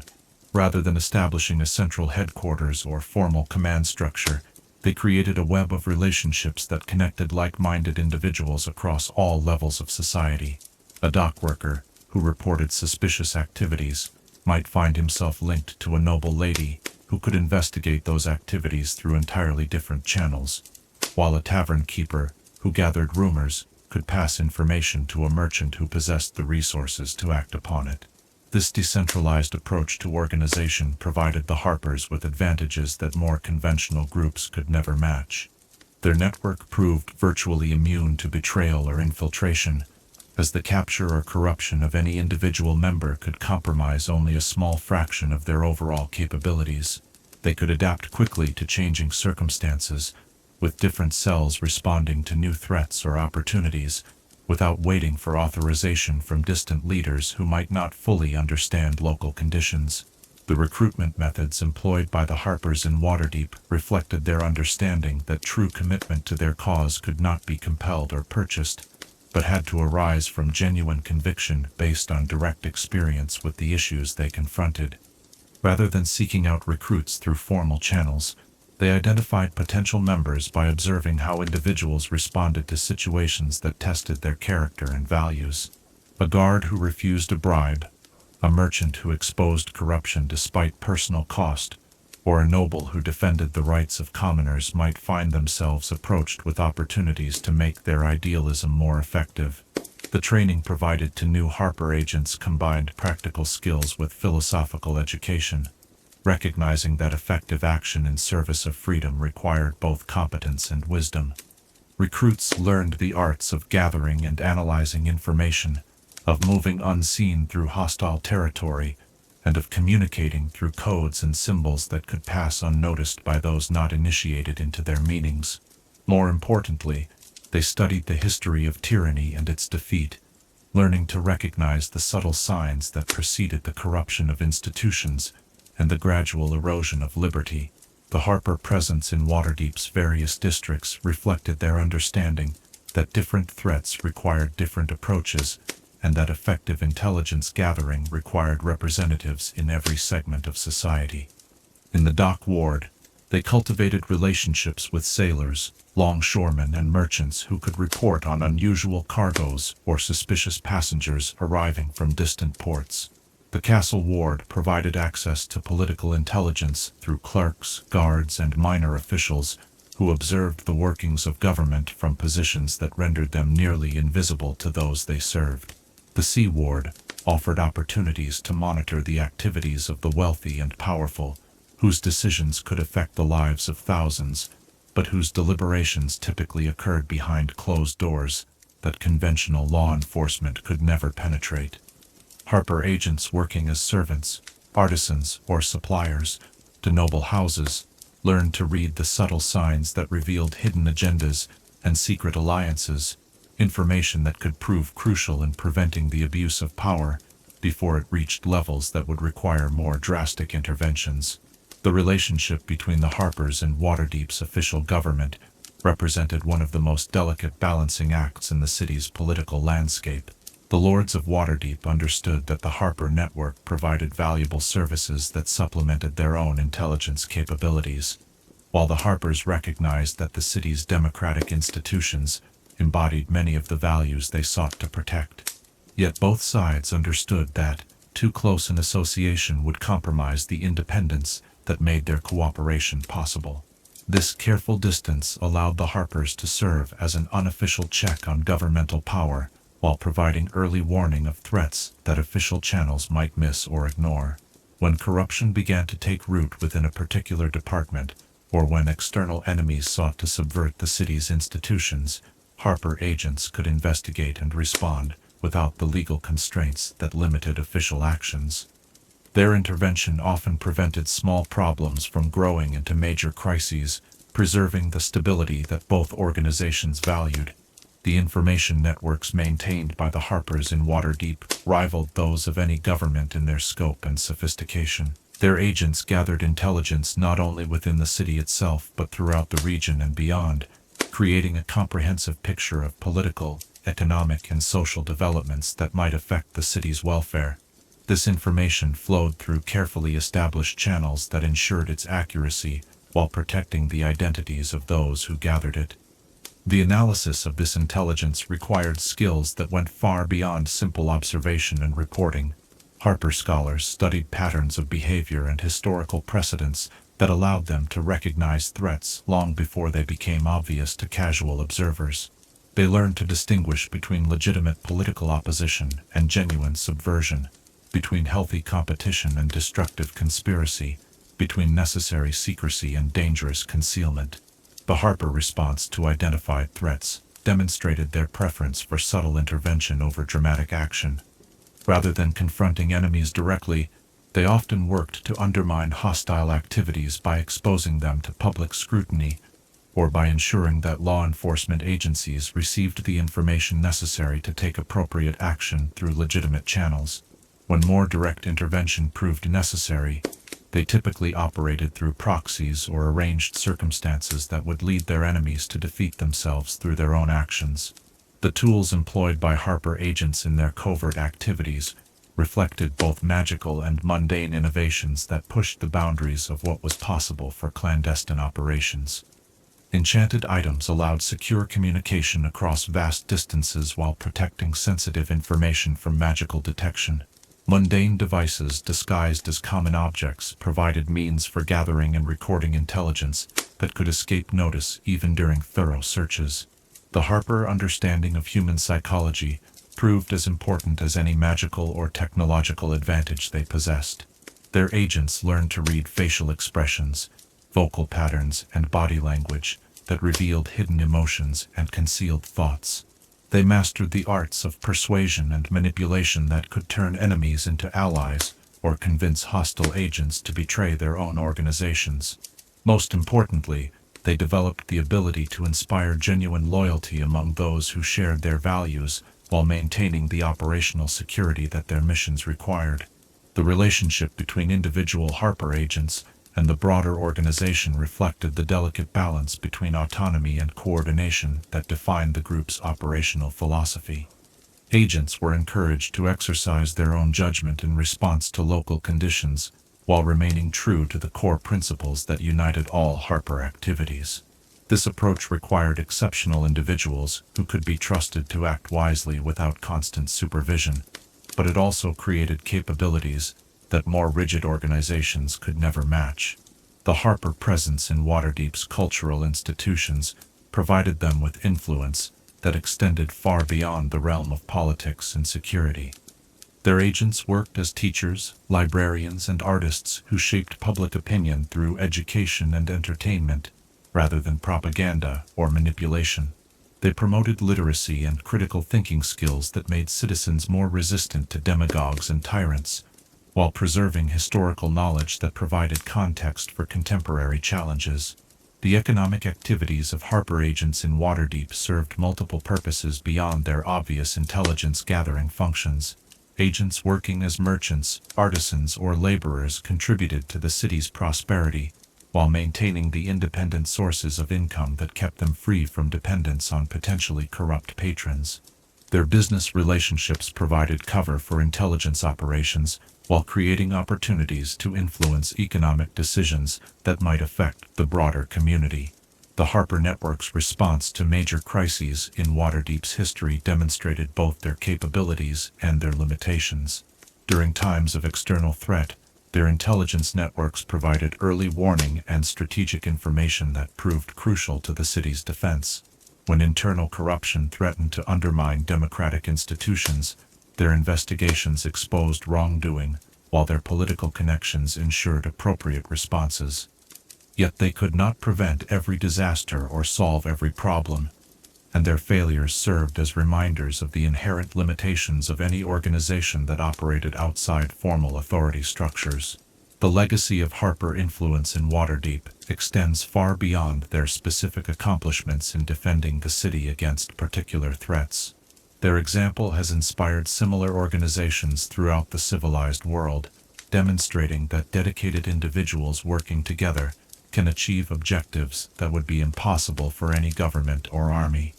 They have shown that freedom must be actively defended by those who value it, that vigilance is the price of liberty, and that the greatest threats to civilization often come from within, rather than without.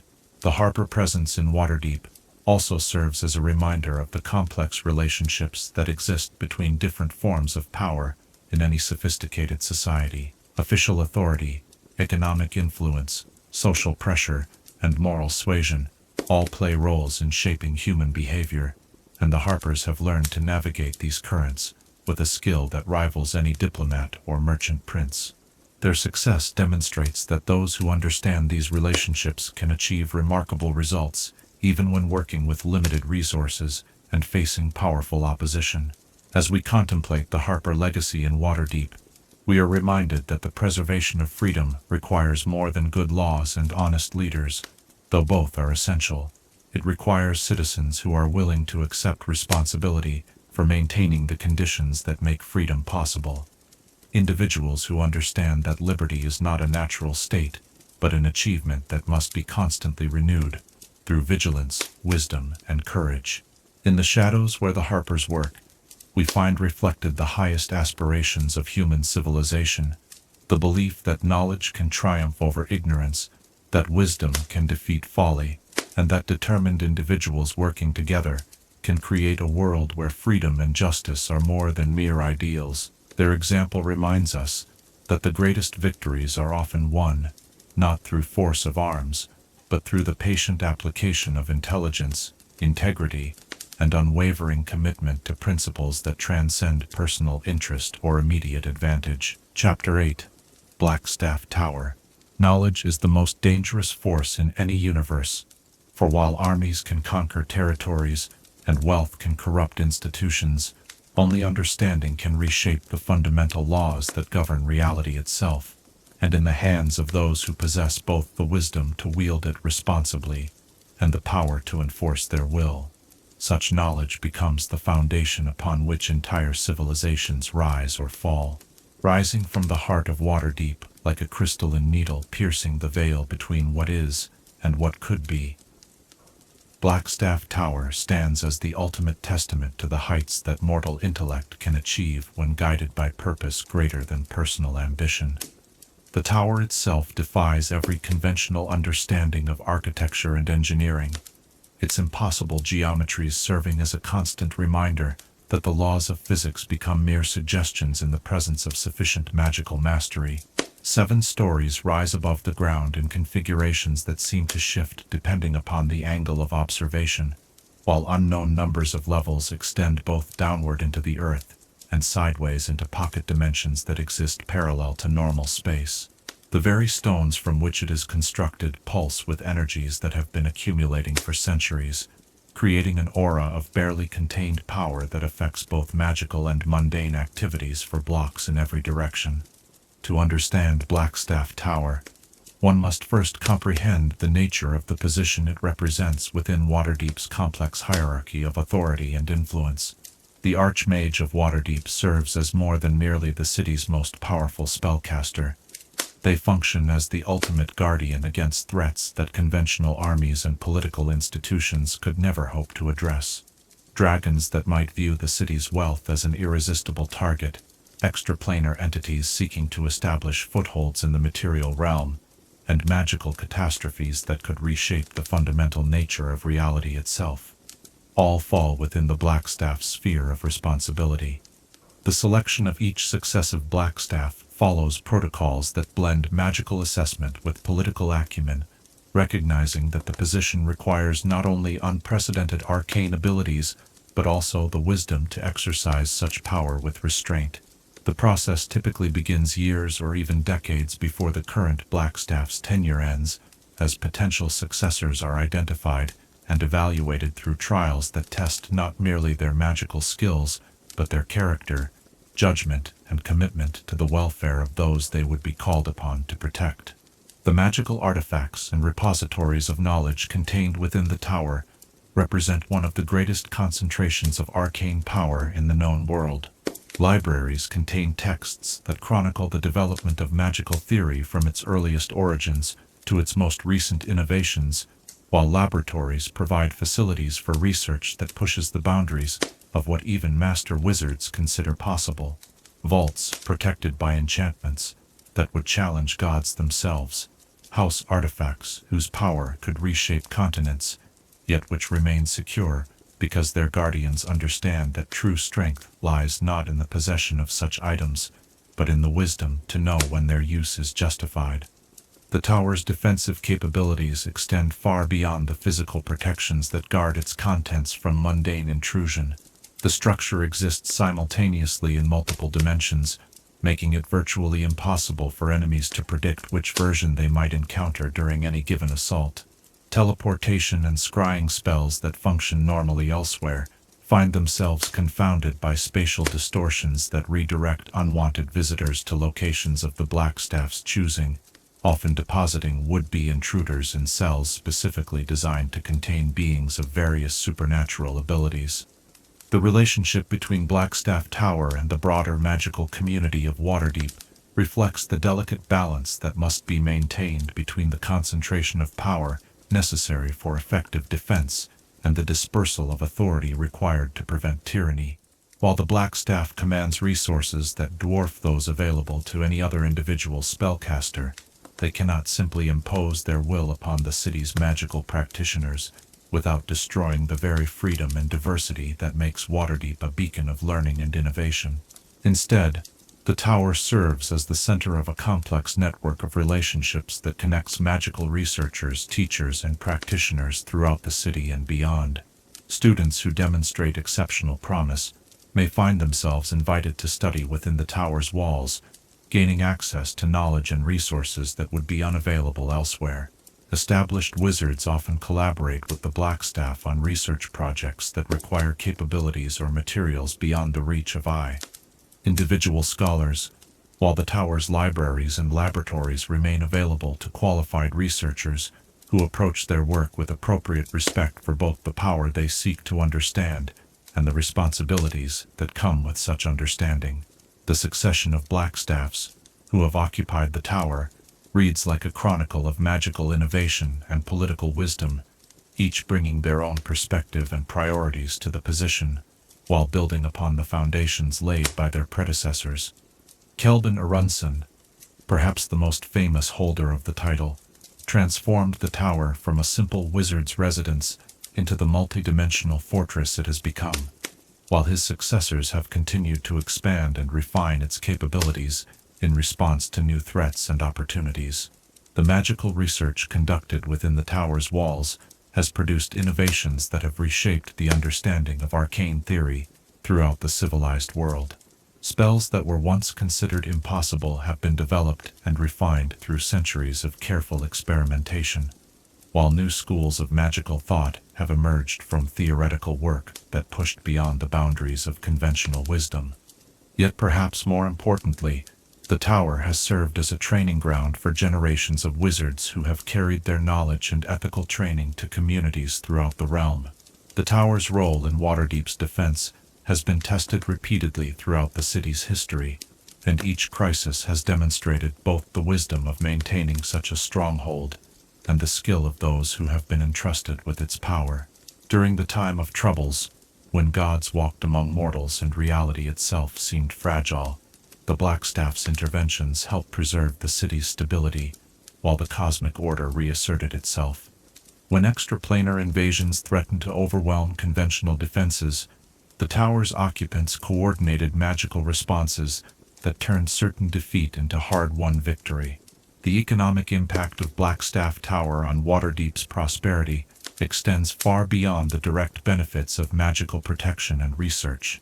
The presence of such a renowned center of learning attracts scholars, students, and magical practitioners from across the known world, bringing with them not only gold to spend in the city's markets, but knowledge and skills that enrich the broader community. Innovations developed within the tower often find practical applications that benefit everyone from merchants seeking better preservation techniques for their goods to craftsmen looking for ways to improve their tools and materials. The tower's influence on Waterdeep's cultural development can be seen in the city's unusual tolerance for magical experimentation and its sophisticated understanding of arcane principles. Citizens who might flee in terror from magical displays in other communities accept such activities as normal parts of urban life, while legal and social institutions have evolved to address the unique challenges and opportunities that arise when powerful magic users live in close proximity to large civilian populations. The relationship between Blackstaff Tower and the underground domain of Halaster Blackcloak represents one of the most delicate diplomatic challenges faced by successive archmages. Both represent concentrations of magical power that could potentially threaten the city's stability, yet both also serve essential functions in maintaining the complex equilibrium that makes Waterdeep's prosperity possible. The careful balance maintained between these forces requires constant attention and occasional intervention to prevent conflicts that could devastate everything they both seek to protect. The tower's educational functions extend beyond the training of individual wizards to encompass broader efforts to increase magical literacy throughout the population. Public lectures and demonstrations help citizens understand the principles and limitations of magic, reducing the fear and superstition that often complicate relationships between spellcasters and mundane communities. Publications emerging from the tower's scholars provide teachers and students throughout the realm with resources that improve the quality of magical education while maintaining appropriate ethical standards. The magical defenses that protect Waterdeep itself represent the most visible manifestation of the tower's influence on the city's daily life. Weather control spells ensure that the harbor remains navigable throughout the year while preventing the worst effects of natural disasters. Divination magic provides early warning of approaching threats, while illusion and enchantment spells help maintain public order during times of crisis. These interventions typically occur so subtly that most citizens remain unaware of them, yet their cumulative effect creates an environment of stability and prosperity that would be impossible to maintain through mundane means alone. The tower's archives contain not only magical knowledge, but also extensive records of political, social, and economic developments that provide context for understanding how magical interventions might affect the broader community. This historical perspective has proven invaluable in helping successive Blackstaffs make decisions that serve not only immediate needs, but also long-term interests, ensuring that their actions strengthen rather than undermine the foundations of the civilization they protect. The international relationships maintained by Blackstaff Tower reflect Waterdeep's position as a center of global commerce and diplomacy. The Archmage often serves as an unofficial ambassador to magical communities throughout the known world, while the tower itself hosts conferences and exchanges that facilitate cooperation between scholars who might otherwise remain isolated within their own national or cultural boundaries. These relationships have proven crucial during times when magical threats transcend political borders and require coordinated responses. The ethical framework that guides the tower's activities represents perhaps its most important contribution to the broader magical community.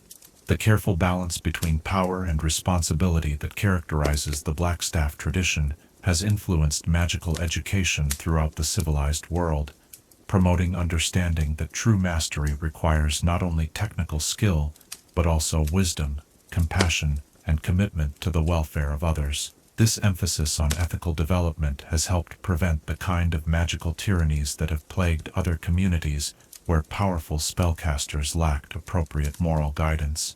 The tower's role in preserving magical knowledge for future generations extends beyond simply maintaining libraries and laboratories to encompass active efforts to document and disseminate important discoveries. Publications emerging from the tower's scholars have become standard references in magical academies throughout the world, while the careful recording of experimental procedures and theoretical insights ensures that future researchers can build upon the work of their predecessors rather than constantly rediscovering fundamental principles.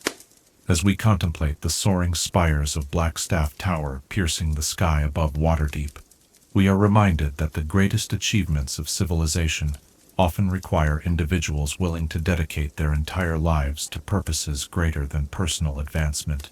The wizards who have occupied the tower have sacrificed the fame and wealth that their abilities could have brought them in favor of service to their community and the advancement of knowledge that benefits all mankind. In the impossible architecture of the tower, we see reflected humanity's eternal struggle to transcend the limitations imposed by nature, while remaining true to the values that make such transcendence worthwhile. The Blackstaffs have shown that power and wisdom can coexist, that knowledge can be pursued without abandoning compassion, and that individual achievement can serve collective good when guided by appropriate ethical principles. The legacy of Blackstaff Tower extends far beyond its direct contributions to Waterdeep's prosperity and security, to encompass a model for how magical power can be exercised responsibly in civilized society. Its example reminds us that true strength lies not in the ability to impose one's will upon others, but in the wisdom to know when such imposition is justified, and the restraint to limit its use to circumstances where no other option exists. In its gleaming walls and impossible geometries, we find hope that knowledge and power can serve justice rather than corruption, that individual brilliance can illuminate paths toward collective flourishing. Chapter 9. The City Watch and Guard.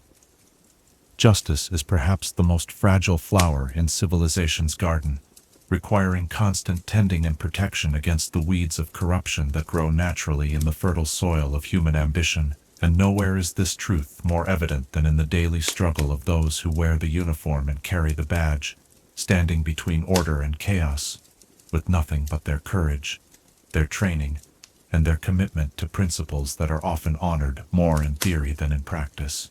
In the streets and alleyways of Waterdeep, where over 1 million souls pursue their daily business in a complex web of legal and illegal activities, the City Watch and Guard represent the thin blue line that prevents prosperity from descending into anarchy. The challenge of maintaining order in a city of Waterdeep's size and complexity would test the capabilities of any law enforcement organization, but the unique character of the City of Splendors creates complications that go far beyond simple questions of scale. Here, powerful nobles command private armies that rival the official forces in both size and equipment, while merchant princes wield economic influence that can make or break careers with a whispered word to the right official. Magic users capable of altering reality itself walk the streets as ordinary citizens, while thieves' guilds operate with the sophistication of legitimate businesses and often prove more reliable than the institutions they technically oppose. The City Watch, responsible for maintaining order within Waterdeep's walls, has evolved into something far more complex than a simple police force. Its members must serve simultaneously as peacekeepers, investigators, diplomats, and social workers, addressing problems that range from petty theft and public drunkenness to international espionage and supernatural threats that could endanger thousands of lives. The Watch has learned to operate according to principles of pragmatic idealism, pursuing justice while recognizing that perfect enforcement of every law would bring the city's essential activities to a grinding halt. The recruitment and training of Watch members reflects the organization's understanding that effective law enforcement in Waterdeep requires individuals who combine physical courage with intellectual flexibility and moral integrity. Candidates undergo rigorous screening that evaluates not only their combat skills and investigative abilities, but also their capacity for making sound judgments under pressure and their resistance to the various forms of corruption that inevitably present themselves to those who wield official authority. The Watch's organizational structure has been carefully designed to prevent the concentration of power that could lead to systematic abuse, while maintaining the unity of command necessary for effective operations. Districts are rotated regularly to prevent individual officers from developing unhealthy relationships with local power brokers, while oversight mechanisms ensure that questionable activities receive appropriate scrutiny from multiple levels of authority. Internal affairs investigations are conducted by specialists who report directly to the highest levels of the organization, creating accountability that extends all the way to the top of the command hierarchy. Captain Rulathon, whose legendary career has become the standard against which all other Watch officers measure themselves, exemplifies the qualities that the organization seeks to cultivate in its members. His ability to navigate the complex political currents that flow through Waterdeep while maintaining unwavering commitment to justice has made him a hero to common citizens and a respected adversary to those who would prey upon them. Rulefon's investigations have exposed corruption that reached into the highest levels of society, while his personal integrity has remained unquestioned despite countless attempts to compromise him through bribes, threats, and more subtle forms of pressure. The relationship between the City Watch and the various criminal organizations that operate within Waterdeep represents one of the most delicate balancing acts in law enforcement. The Watch has learned that complete suppression of criminal activity is neither possible nor entirely desirable in a city whose prosperity depends upon activities that exist in the gray areas between legal and illegal commerce.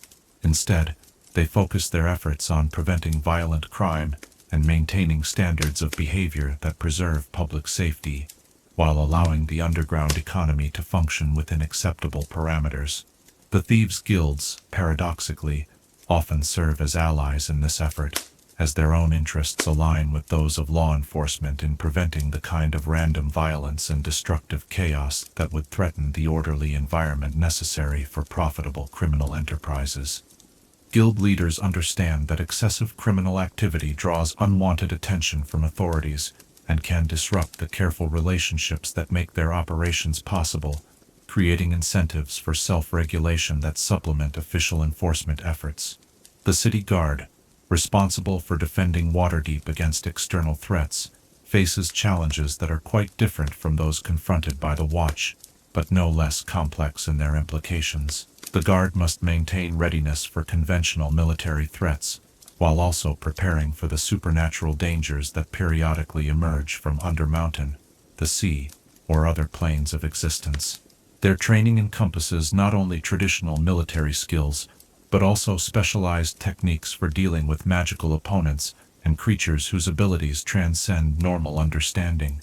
The integration of magical resources into both the Watch and Guard represents one of Waterdeep's most significant innovations in law enforcement and military organization.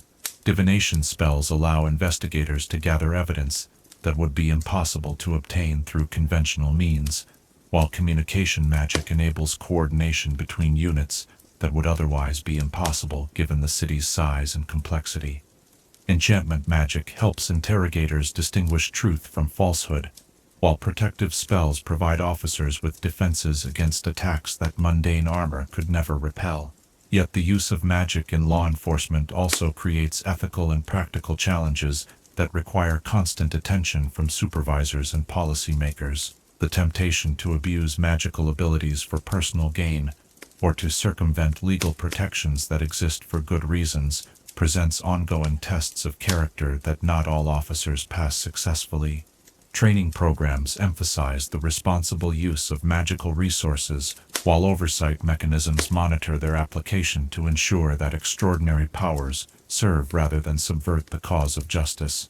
The corruption that periodically surfaces within both organizations reflects the inherent difficulties of maintaining integrity in environments where temptation is constant and opportunities for abuse are numerous.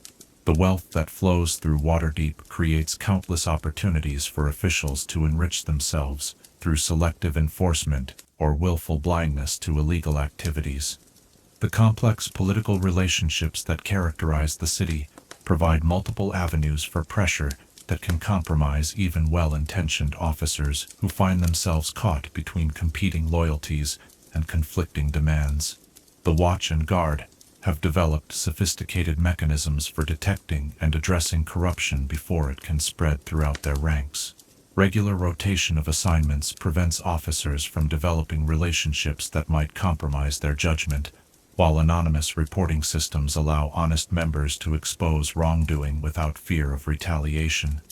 Financial auditing procedures monitor the lifestyles of personnel to detect unexplained wealth that might indicate corrupt activities, while psychological evaluations help identify individuals who may be susceptible to various forms of compromise.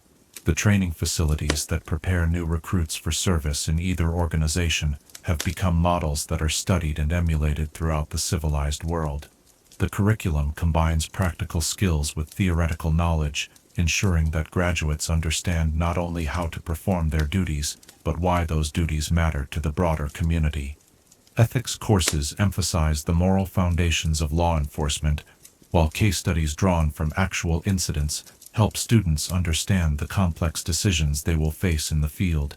The relationship between the watch, the guard, and the civilian population they serve has evolved over the centuries into a form of partnership that recognizes the interdependence of all parties in maintaining the social order. Community policing initiatives encourage citizens to take active roles in maintaining the security of their own neighborhoods, while providing law enforcement with the local knowledge and cooperation necessary for effective operations.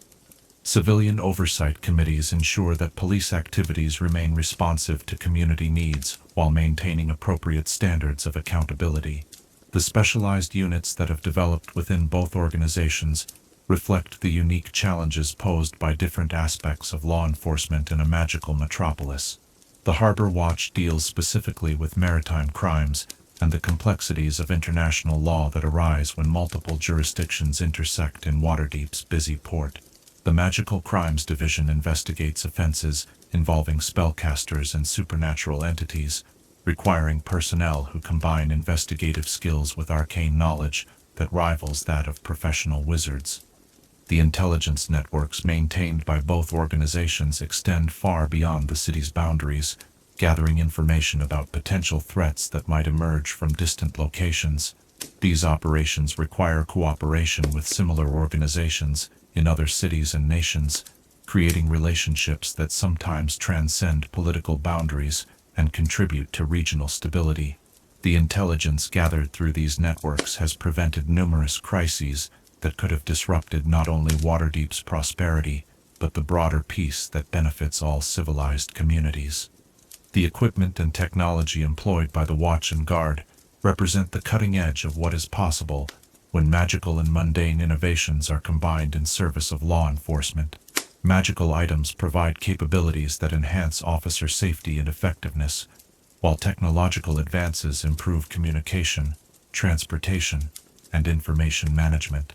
The cost of maintaining such sophisticated resources requires careful budget management that balances current needs against future requirements. The legal framework within which both organizations operate has been carefully crafted to provide law enforcement with the tools necessary for effective action while protecting citizens from abuse of official power. Constitutional protections ensure that investigations and prosecutions meet appropriate standards of evidence and procedure, while judicial oversight provides checks against overzealous enforcement that might violate individual rights. The balance between security and liberty requires constant adjustment as new threats emerge and social conditions change. The career paths available within both organizations provide opportunities for advancement based on merit, while ensuring that leadership positions are filled by individuals who combine operational experience with administrative competence. Officer development programs identify promising personnel early in their careers and provide them with specialized training and broadened experience that prepares them for increased responsibility. Leadership schools teach management skills while emphasizing the particular challenges of commanding law enforcement personnel who must make life and death decisions under pressure. The psychological support services provided to officers reflect the understanding that law enforcement work takes a toll that extends beyond physical dangers to encompass emotional and mental stress that can affect both personal well-being and professional performance. Counseling services help personnel deal with traumatic incidents, while stress management programs provide techniques for maintaining psychological health in high-pressure environments. Family support programs recognize that the demands of law enforcement affect not only officers themselves but those closest to them. The pension and benefit systems that support retired personnel reflect the community's recognition of the sacrifices made by those who dedicate their careers to public service. These programs ensure that officers can focus on their duties without worrying about their family's financial security, while providing incentives for long-term commitment that reduces turnover and preserves institutional knowledge. Medical care for work-related injuries acknowledges the risks inherent in law enforcement while rehabilitation programs help injured officers return to productive service when possible. As we observe the daily routine of patrol officers walking their beats through Waterdeep's crowded streets, we see embodied the highest aspirations of civilized society. The belief that disputes can be resolved through reason rather than violence, that the strong can be prevented from oppressing the weak, and that justice can triumph over mere power when decent people are willing to stand up for what is right. Yet we also see the constant struggle required to maintain these ideals in a world where human nature provides ample temptation for corruption and abuse. The legacy of Waterdeep's law enforcement organizations extends far beyond their direct contributions to public safety to encompass their role as symbols of the possibility that authority can be exercised with restraint and wisdom. Their example demonstrates that power and justice need not be incompatible, that those who enforce the law can also be subject to it, and that the preservation of freedom requires not the absence of authority, but its responsible exercise by those who understand that their true role is service rather than domination. In the badges worn by watch officers and the banners carried by guard units, we find reflected the eternal human aspiration to create communities where all citizens can pursue their dreams without fear of violence or oppression. Their daily efforts remind us that civilization is not a natural state, but an achievement that must be constantly defended by those willing to risk their own safety for the welfare of others, and that the price of freedom is indeed eternal vigilance by those who understand that true strength lies in protecting rather than exploiting the vulnerable. Chapter 10. Festivals and Culture. Culture is the soul of any civilization, the invisible force that transforms mere aggregations of individuals into communities bound by shared values, common dreams, and collective memories that transcend the brief span of any single lifetime. And in Waterdeep, where dozens of races, hundreds of traditions, and countless individual stories converge in a symphony of human experience, we find perhaps the most vibrant and dynamic cultural tapestry ever woven by mortal hands. Here, in the festivals that mark the turning of seasons, and the celebrations that commemorate both triumph and tragedy, the true character of the City of Splendors reveals itself not in gold or marble, but in the laughter of children, the songs of minstrels, and the tears of joy that flow when diverse peoples discover their fundamental unity beneath surface differences. The festivals of Waterdeep serve functions that extend far beyond mere entertainment or religious observance, acting as pressure valves that release social tensions while reinforcing the bonds that hold the community together, despite its incredible diversity. When the Festival of Greengrass arrives each spring, the rigid social hierarchies that normally separate noble from commoner, merchant from laborer, dissolve temporarily in a celebration that reminds all participants of their shared humanity and common dependence upon the natural forces that sustain all life. The midsummer celebration transforms the entire city into a stage where the boundaries between performer and audience blur, until everyone becomes part of a grand theatrical production that encompasses every street, every plaza, and every neighborhood. Fire dancers from distant Kalimshan perform alongside local bards whose songs celebrate heroes both legendary and contemporary, while vendors from across the known world offer delicacies that introduce Waterdavian palates to flavors that speak of exotic shores and mysterious lands. During these times of celebration, the normal rules that govern social interaction relax sufficiently to allow relationships and friendships to form across lines that would normally prove insurmountable. A young nob, Lay, might find herself dancing with a dockworker whose stories of far-off ports prove more fascinating than the carefully rehearsed conversations of her usual companions, while a merchant might discover that the foreign diplomat he has been trying unsuccessfully to approach for months becomes remarkably accessible when encountered at a tavern, where both are seeking relief from the formal constraints of their official roles. The artistic achievements of Waterdeep reflect the city's unique position as a crossroads, where multiple cultural traditions intersect and influence one another in ways that create entirely new forms of creative expression. The musical traditions that have emerged from this cultural fusion incorporate instruments and techniques from across the known world, producing compositions that no single cultural tradition could have created in isolation. Orchestras that include elven harps, dwarven drums, halfling pipes, and human voices create harmonies that speak to universal emotions, while celebrating the distinctive contributions of each participating tradition. The visual arts have similarly benefited from this cultural cross-pollination, as artists learn techniques from master craftsmen whose ancestral traditions stretch back to civilizations that flourished before humans had learned to work metal or cultivate crops.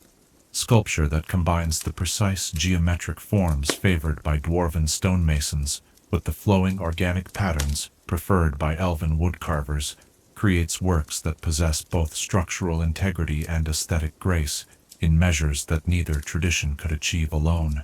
The theatrical traditions of Waterdeep have evolved into something unprecedented in the history of dramatic arts, incorporating storytelling techniques from oral traditions that predate written language alongside sophisticated staging methods that employ magical effects impossible to achieve through mundane means.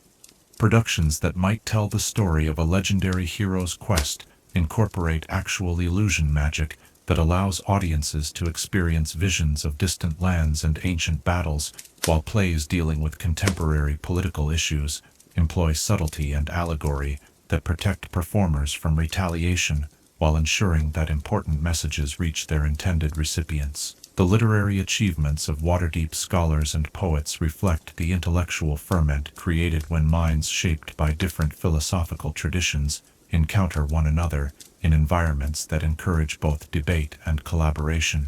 Epic poems that chronicle the city's history incorporate narrative techniques borrowed from bardic traditions that measure time in generations rather than years, creating works that capture both the sweep of historical change and the intimate details of individual experience. Philosophical treatises examine fundamental questions about the nature of reality and morality from perspectives that synthesize insights drawn from multiple cultural backgrounds. The culinary traditions that have emerged from Waterdeep's cultural melting pot represent perhaps the most accessible and immediate expression of how diversity can create richness rather than confusion. Restaurants and taverns throughout the city offer menus that would have been inconceivable in any single cultural tradition, combining ingredients and techniques from across the known world in ways that create entirely new categories of gustatory experience. A single meal might include spices from Taratur, cooking methods learned from halfling traditionalists, serving styles borrowed from elven court ceremonies, and presentation techniques that reflect dwarven craftsmanship applied to culinary arts. The religious landscape of Waterdeep demonstrates how spiritual diversity can coexist peacefully when approached with wisdom and mutual respect. Temples dedicated to dozens of different deities cluster in the same neighborhoods, their competing theological claims somehow reconciled through the practical recognition that all faiths address fundamental human needs for meaning, community, and transcendence. Religious festivals often incorporate elements from multiple traditions, creating celebrations that honor specific deities while acknowledging the validity of other approaches to the divine. The educational institutions that have emerged from this cultural fusion represent unprecedented experiments in intellectual development that prepare students to function effectively in a world where cultural competence requires familiarity with multiple traditions rather than deep expertise in a single approach. Schools teach languages not merely as communication tools, but as windows into different ways of understanding reality, while curricula that combine practical skills with theoretical knowledge ensure that graduates can contribute to their communities while continuing to learn throughout their lives. The marriage customs that have evolved in Waterdeep reflect the practical challenges and creative opportunities created when individuals from different cultural backgrounds seek to create families that honor their respective traditions, while establishing new patterns suited to their unique circumstances. Wedding ceremonies often incorporate elements from multiple cultural traditions, creating celebrations that acknowledge the complexity of identity in a cosmopolitan environment, while affirming the universal human desire for love, commitment, and family. The children born into this multicultural environment represent perhaps the most remarkable achievement of Waterdeep's cultural experiment, as they grow up with perspectives that would have been impossible for previous generations to imagine. These young people move effortlessly between different cultural contexts, speaking multiple languages with native fluency, participating naturally in diverse religious and social traditions, and viewing cultural differences as sources of enrichment rather than division. The sports and games that have developed in Waterdeep incorporate competitive elements from multiple traditions while creating new forms of contest that test skills particularly relevant to urban life. Racing events that combine the mounted traditions favored by human cavalry with the climbing skills prized by mountain-dwelling dwarves create competitions that challenge participants to develop versatility rather than narrow specialization. Team sports that require cooperation between individuals with different strengths and abilities mirror the collaborative skills necessary for success in the city's complex social and economic environment. The fashion and decorative arts reflect the aesthetic sensibilities of a population that has access to materials and techniques from across the known world, while developing distinctive styles that represent uniquely Waterdeepian approaches to beauty and self-expression. Clothing that combines the practical durability favored by working-class traditions with the elaborate ornamentation preferred by wealthy elites creates a distinctive urban style that manages to be both functional and beautiful. Jewelry that incorporates gemstones from distant mines with metalworking techniques passed down through generations of specialized craftsmen produces pieces that are simultaneously exotic and familiar. The architectural styles that characterize different districts of the city reflect the practical and aesthetic preferences of their predominant populations, while incorporating design elements that facilitate interaction between different cultural groups. Buildings that feature courtyards designed for communal gatherings alongside private spaces that respect individual and family privacy create environments that support both social integration and cultural preservation. The seasonal celebrations that mark the passage of time in Waterdeep serve not only as occasions for joy and festivity, but as opportunities for the community to reflect upon its shared history and renew its commitment to the values that make its multicultural experiment possible. The harvest festivals that celebrate the Earth's bounty remind participants of their dependence upon natural forces that transcend human cultural divisions, while memorial observances that honor those who have sacrificed for the common good reinforce the understanding that freedom and prosperity require ongoing commitment from each generation. The artistic competitions that accompany many festivals provide venues for creative expression that transcend the normal barriers created by differences in social status, economic resources, or cultural background.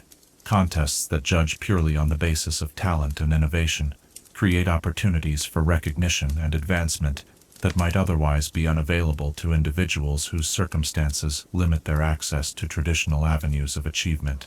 The charitable activities that often accompany major celebrations reflect the community's understanding that true prosperity requires attention to the welfare of all citizens, rather than merely those fortunate enough to possess wealth or power. Fundraising efforts that combine entertainment with social service create mechanisms for addressing poverty and disadvantage, while reinforcing the bonds of mutual obligation that hold the community together. The diplomatic functions served by many cultural events demonstrate how celebrations can serve practical political purposes while maintaining their essential character as expressions of joy and community spirit. Foreign visitors who participate in Waterdeep's festivals often return to their home countries with enhanced understanding of and appreciation for the city's unique character, creating goodwill that facilitates trade relationships and political cooperation. The economic impact of Waterdeep's cultural activities extends far beyond the immediate revenues generated by festivals and celebrations to encompass the broader benefits that flow from the city's reputation as a center of cultural innovation and artistic achievement. Artists, performers, and scholars from across the known world come to Waterdeep not only to learn from its cultural traditions, but to contribute their own talents to its ongoing creative development, creating a cycle of enrichment that benefits everyone involved. The preservation of cultural traditions within this dynamic environment requires constant attention to the balance between honoring the past and adapting to changing circumstances. Cultural organizations work to maintain the integrity of their ancestral practices while finding ways to make them relevant and accessible to new generations who may have different interests and priorities than their predecessors. As we witness the spectacular displays of unity and diversity that characterize Waterdeep's greatest cultural celebrations, we are reminded that human civilization's highest achievements often emerge not from the dominance of any single tradition, but from the creative synthesis that becomes possible when different approaches to life encounter one another, in environments characterized by mutual respect and shared commitment to common goals.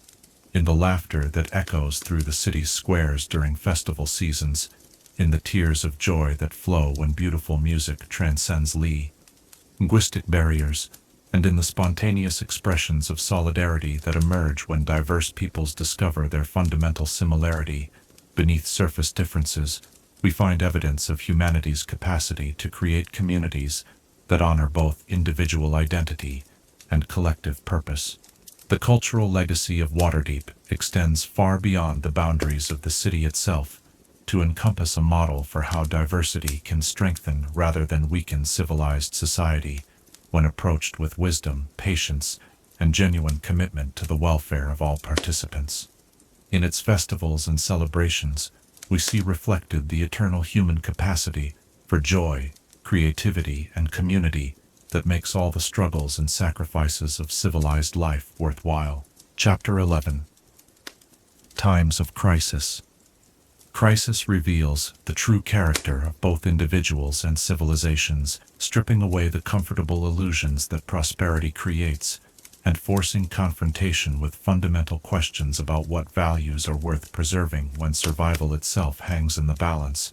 And in the annals of Waterdeep's history, we find a chronicle of how a great city learns to endure not merely by weathering storms, but by emerging from each trial stronger, wiser, and more committed to the principles that make civilization worth defending against the forces of chaos that perpetually threaten to overwhelm it. The first great test of Waterdeep's resilience came during the War of the Crown, when the fundamental question of how power should be distributed within the growing city erupted into open conflict that threatened to tear apart everything that generations of careful building had created. The crisis began not with external invasion, but with internal disagreement about whether the city should be ruled by hereditary nobility, successful merchants, powerful wizards, or some combination of these competing claims to authority. What started as political debate escalated into street fighting that turned neighbor against neighbor and transformed prosperous districts into battlegrounds, where the very idea of civilized society seemed to hang in the balance. The resolution of this crisis through the creation of the Masked Lords system represented more than a mere political compromise. It demonstrated the city's capacity to find innovative solutions to seemingly intractable problems while preserving the essential values that made such innovation possible. The willingness of various factions to accept a system that granted none of them absolute power, while ensuring that all retained significant influence, showed a maturity and wisdom that would serve the city well in facing future challenges that would test not only its military capabilities, but its fundamental commitment to the ideals that distinguished it from mere collections of buildings and people. The Dragon Siege of 1018 DR brought the city face to face with an enemy whose power transcended anything that conventional military thinking could address.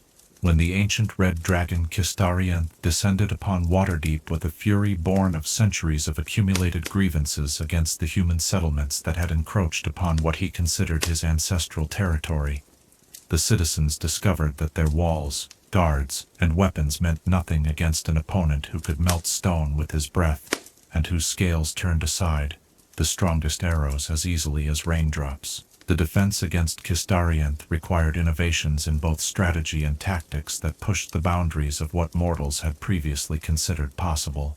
The combination of magical and mundane resources, the coordination between surface defenses, and the mysterious powers that dwelt within Undermountain, and most importantly, the willingness of citizens from all walks of life to risk everything in defense of their shared home, created a form of resistance that the dragon had not anticipated and could not overcome through brute force alone. The victory over Kistarianth came not through a single decisive battle, but through a campaign of attrition that demonstrated how even the mightiest individual opponent could be defeated by a community that refused to surrender and possessed the resources to sustain prolonged resistance. The dragon's eventual withdrawal, purchased through a combination of magical assault, diplomatic negotiation, and the promise of tribute that satisfied his pride while preserving the city's independence, established precedents for dealing with superhuman threats that would prove invaluable in future crises. The time of troubles tested Waterdeep in ways that went beyond physical danger to challenge the very foundations of reality upon which civilized life depends. When the gods walked among mortals and their conflicts reshaped the fundamental laws that governed existence, the city found itself caught in struggles between powers whose motivations and capabilities exceeded human understanding. Buildings that had stood for centuries crumbled as divine magic warped the space they occupied, while citizens discovered that the natural laws they had always taken for granted could no longer be relied upon to remain constant from one day to the next. The city's survival during this cosmic crisis depended largely upon the wisdom of leaders who understood that some challenges require acceptance rather than resistance, adaptation rather than opposition, rather than attempting to fight forces that could reshape reality itself. Waterdeep's authorities focused on protecting their people while the divine conflicts played themselves out, providing refuge for those displaced by supernatural catastrophes, while maintaining the essential services that kept society functioning despite the chaos that surrounded them. The restoration of divine order brought its own challenges as the city worked to rebuild not only physical structures that had been damaged, but social institutions that had been disrupted by experiences that challenged every assumption about how the world was supposed to work. The process of recovery required not only material resources, but psychological healing for a population that had been forced to confront their own insignificance in the face of cosmic forces beyond their control or comprehension. The Drakerage of 1373 DR presented a different but equally severe form of supernatural threat. When ancient magical compulsions drove dragons throughout the region into frenzies of destructive behavior that turned former allies into mortal enemies and made the skies themselves dangerous for any who dared to venture beneath them. The crisis began gradually, with isolated reports of dragon attacks that might have been dismissed as normal territorial disputes, but escalated rapidly as it became clear that the afflicted creatures were beyond reason or negotiation. The city's response to the Drakerage demonstrated how previous experiences with supernatural threats had taught valuable lessons about the importance of preparation, cooperation, and flexible thinking in the face of unprecedented challenges. Emergency protocols developed during earlier crises provided frameworks for coordinating defensive efforts, while stockpiles of specialized equipment and supplies ensured that the city could sustain prolonged siege conditions without sacrificing the welfare of its population.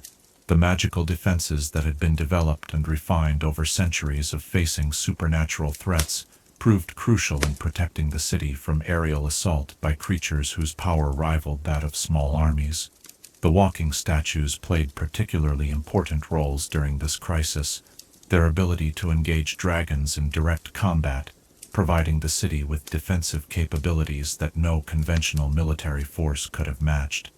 The spell plague of 1385 DR brought devastation that exceeded even the time of troubles in its impact upon both the physical landscape and the social fabric of civilized society.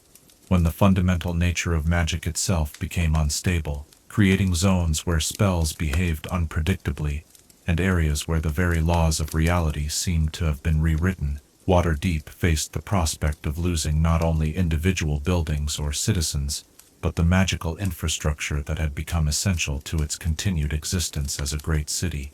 The crisis challenged every assumption about the relationship between magic and civilization, forcing leaders to confront questions about whether a society that had become dependent upon supernatural forces could survive when those forces became unreliable.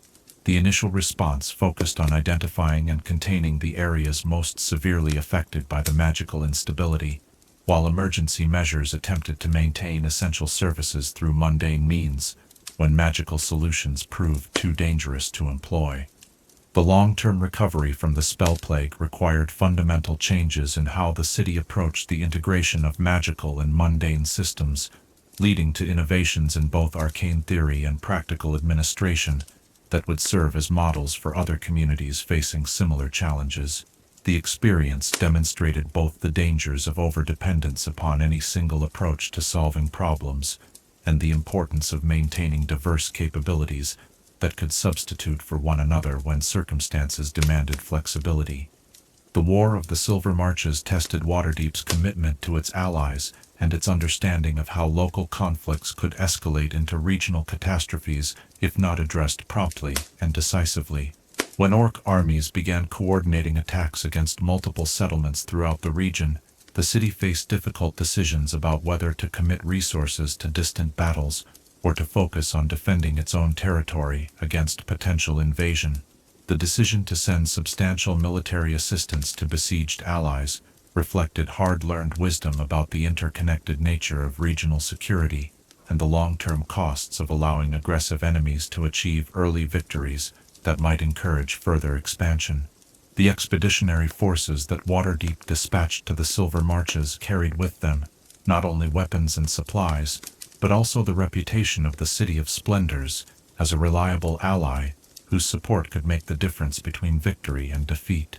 The successful defense of the Silver Marches required coordination between multiple cities and the development of new forms of military cooperation that transcended traditional boundaries between different political entities. The logistics of supplying armies operating far from their home bases pushed the limits of existing transportation and communication systems, while the need to coordinate strategy between commanders with different training and cultural backgrounds required diplomatic skills that complemented purely military capabilities. The economic challenges that accompanied these various crises often proved as dangerous to the city's survival as the military or supernatural threats that initially captured public attention.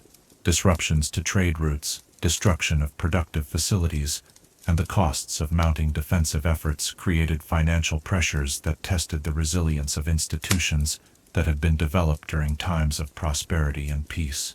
The city's financial recovery from these various crises demonstrated the wisdom of maintaining diverse economic foundations that could compensate for losses in particular sectors, while providing the flexibility necessary to adapt to changing circumstances. The merchant houses and guilds that had learned to think strategically about long-term sustainability rather than short-term profit found themselves better positioned to weather economic storms than competitors who had focused exclusively on maximizing immediate returns.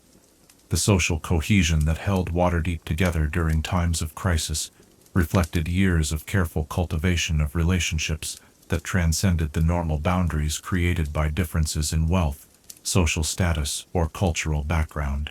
The festivals and celebrations that marked peacetime served crucial functions during wartime, providing mechanisms for maintaining morale and reinforcing the shared values that gave citizens reasons to make sacrifices for the common good. The leadership ties that emerged during these various crises often came from unexpected sources, as individuals who had never held formal authority discovered reserves of courage, wisdom, and determination that enabled them to inspire others and coordinate effective responses to unprecedented challenges. The recognition and incorporation of these emergent leaders into formal positions helped ensure that the city's institutions continued to evolve and adapt rather than becoming rigid and unresponsive to changing needs. The technological and magical innovations that were developed in response to crisis situations often proved to have applications that extended far beyond their original purposes, contributing to the city's general prosperity and capabilities long after the immediate threats had been resolved. Emergency communication systems became permanent infrastructure, that improved daily administration, while defensive techniques developed for military purposes found civilian applications that enhanced public safety and economic efficiency. The alliances and relationships that were forged during times of crisis often endured long after the immediate circumstances that created them had passed, providing the city with networks of mutual support that strengthened its position in regional and international affairs. Former enemies who had learned to respect Waterdeep's capabilities and commitment to honorable behavior sometimes became valuable partners in subsequent endeavors, while allies who had received crucial assistance during their own times of need proved willing to reciprocate when circumstances permitted.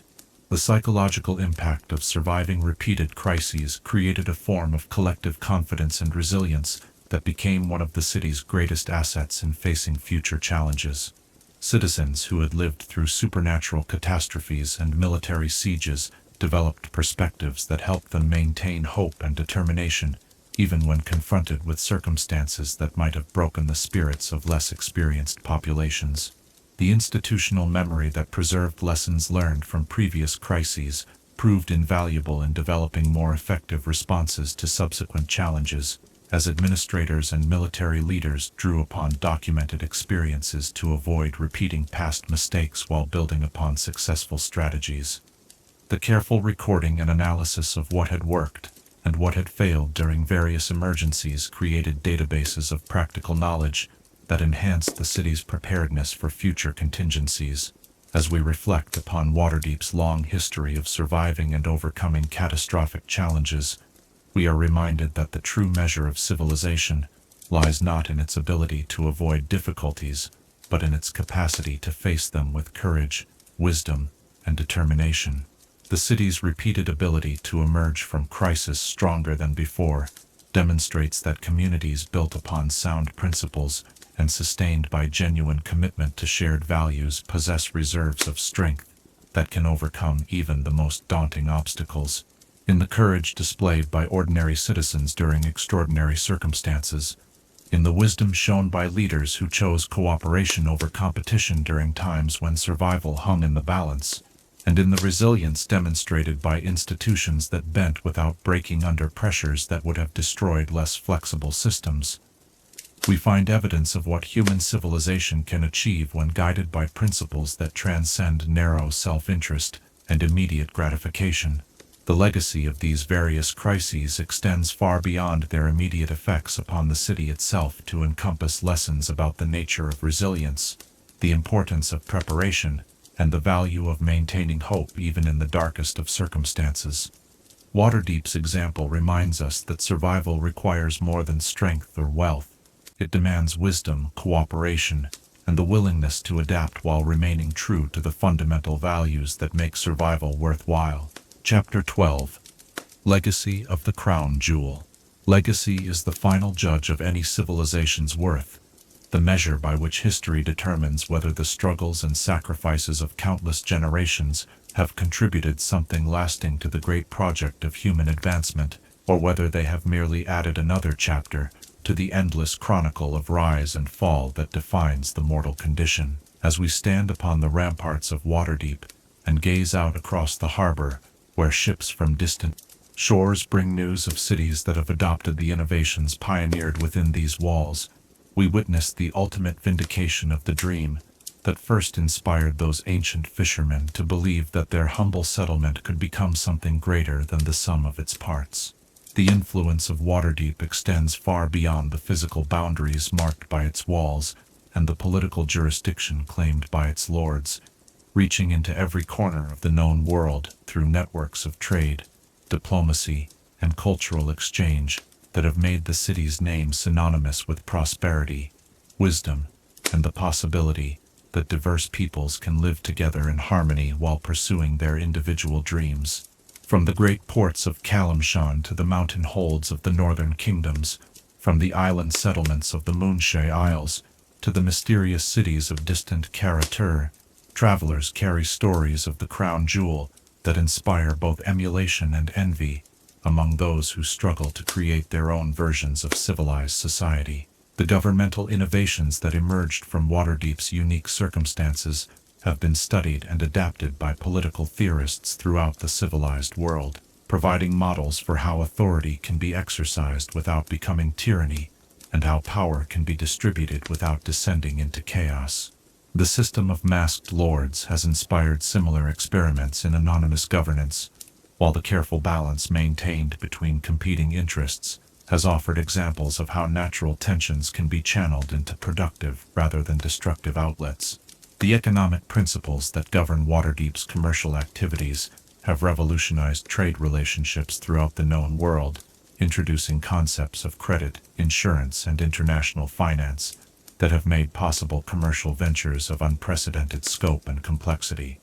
The guild system has been adopted and modified by communities that seek to organize their productive activities according to principles that balance individual initiative with collective welfare, while the city's approach to regulating commerce has provided frameworks for addressing the novel challenges created by increasingly sophisticated economic relationships. The educational institutions that have flourished within Waterdeep's cosmopolitan environment have produced generations of scholars, administrators, and leaders whose influence extends throughout the civilized world. Graduates of the city's academies carry with them not only specific knowledge and skills, but also perspectives shaped by exposure to multiple cultural traditions and ways of thinking. These individuals often serve as bridges between different communities, facilitating cooperation and understanding that might otherwise prove impossible to achieve.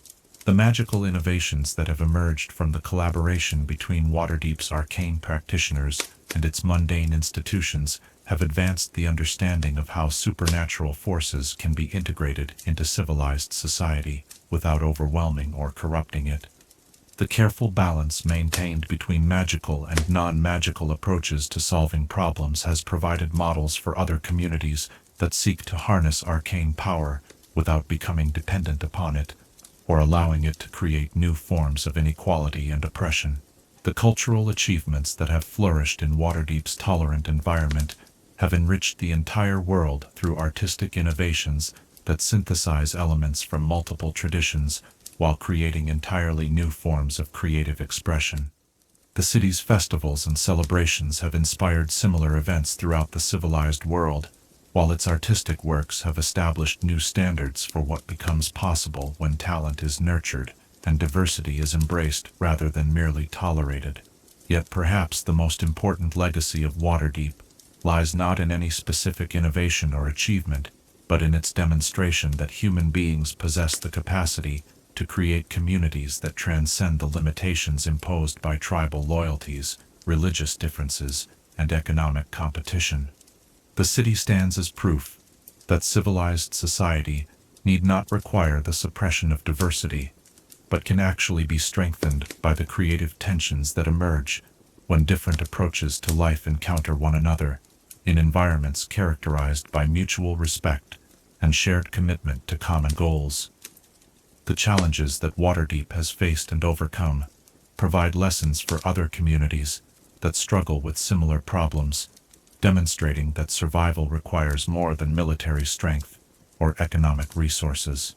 The city's repeated ability to adapt to changing circumstances while preserving its essential character shows that flexibility and firmness need not be incompatible, that progress and tradition can complement rather than contradict each other, and that innovation and stability can be pursued simultaneously when approached with sufficient wisdom and patience. The social experiments that have been conducted within Waterdeep's boundaries have provided invaluable data about human nature and the conditions that promote both individual flourishing and collective prosperity. The city's experience with multicultural integration has shown that differences in background and belief need not create insurmountable barriers to cooperation, while its approach to managing economic inequality has demonstrated that prosperity can be shared without destroying the incentives that make its creation possible. The diplomatic relationships that Waterdeep has established and maintained with communities throughout the known world have created networks of peaceful cooperation that have prevented countless conflicts while facilitating exchanges of goods, ideas, and people that have enriched all participants. The city's reputation for fair dealing and reliable partnership has made it a trusted mediator in disputes between other parties, while its commitment to honoring agreements has created confidence that enables long-term planning and investment. The military innovations that have emerged from Waterdeep's unique security challenges have influenced warfare throughout the civilized world, particularly in terms of developing strategies for defending urban populations against supernatural threats that conventional armies cannot address. The integration of magical and mundane defensive capabilities has provided models for other communities that face similar challenges, while the city's approach to maintaining professional military forces has established standards for training, equipment, and leadership that have been widely adopted. The architectural achievements that characterize different districts of Waterdeep have inspired building projects throughout the known world, demonstrating how urban planning can create environments that support both practical needs and aesthetic aspirations. The city's approach to managing population density while preserving quality of life has provided solutions for problems that plague other urban centers, while its integration of magical and mundane infrastructure has shown how technology and supernatural forces can complement each other in service of public welfare. The environmental management techniques that have been developed to address the challenges created by concentrating over 1 million people in a relatively small area have provided models for sustainable urban development that other cities have struggled to achieve.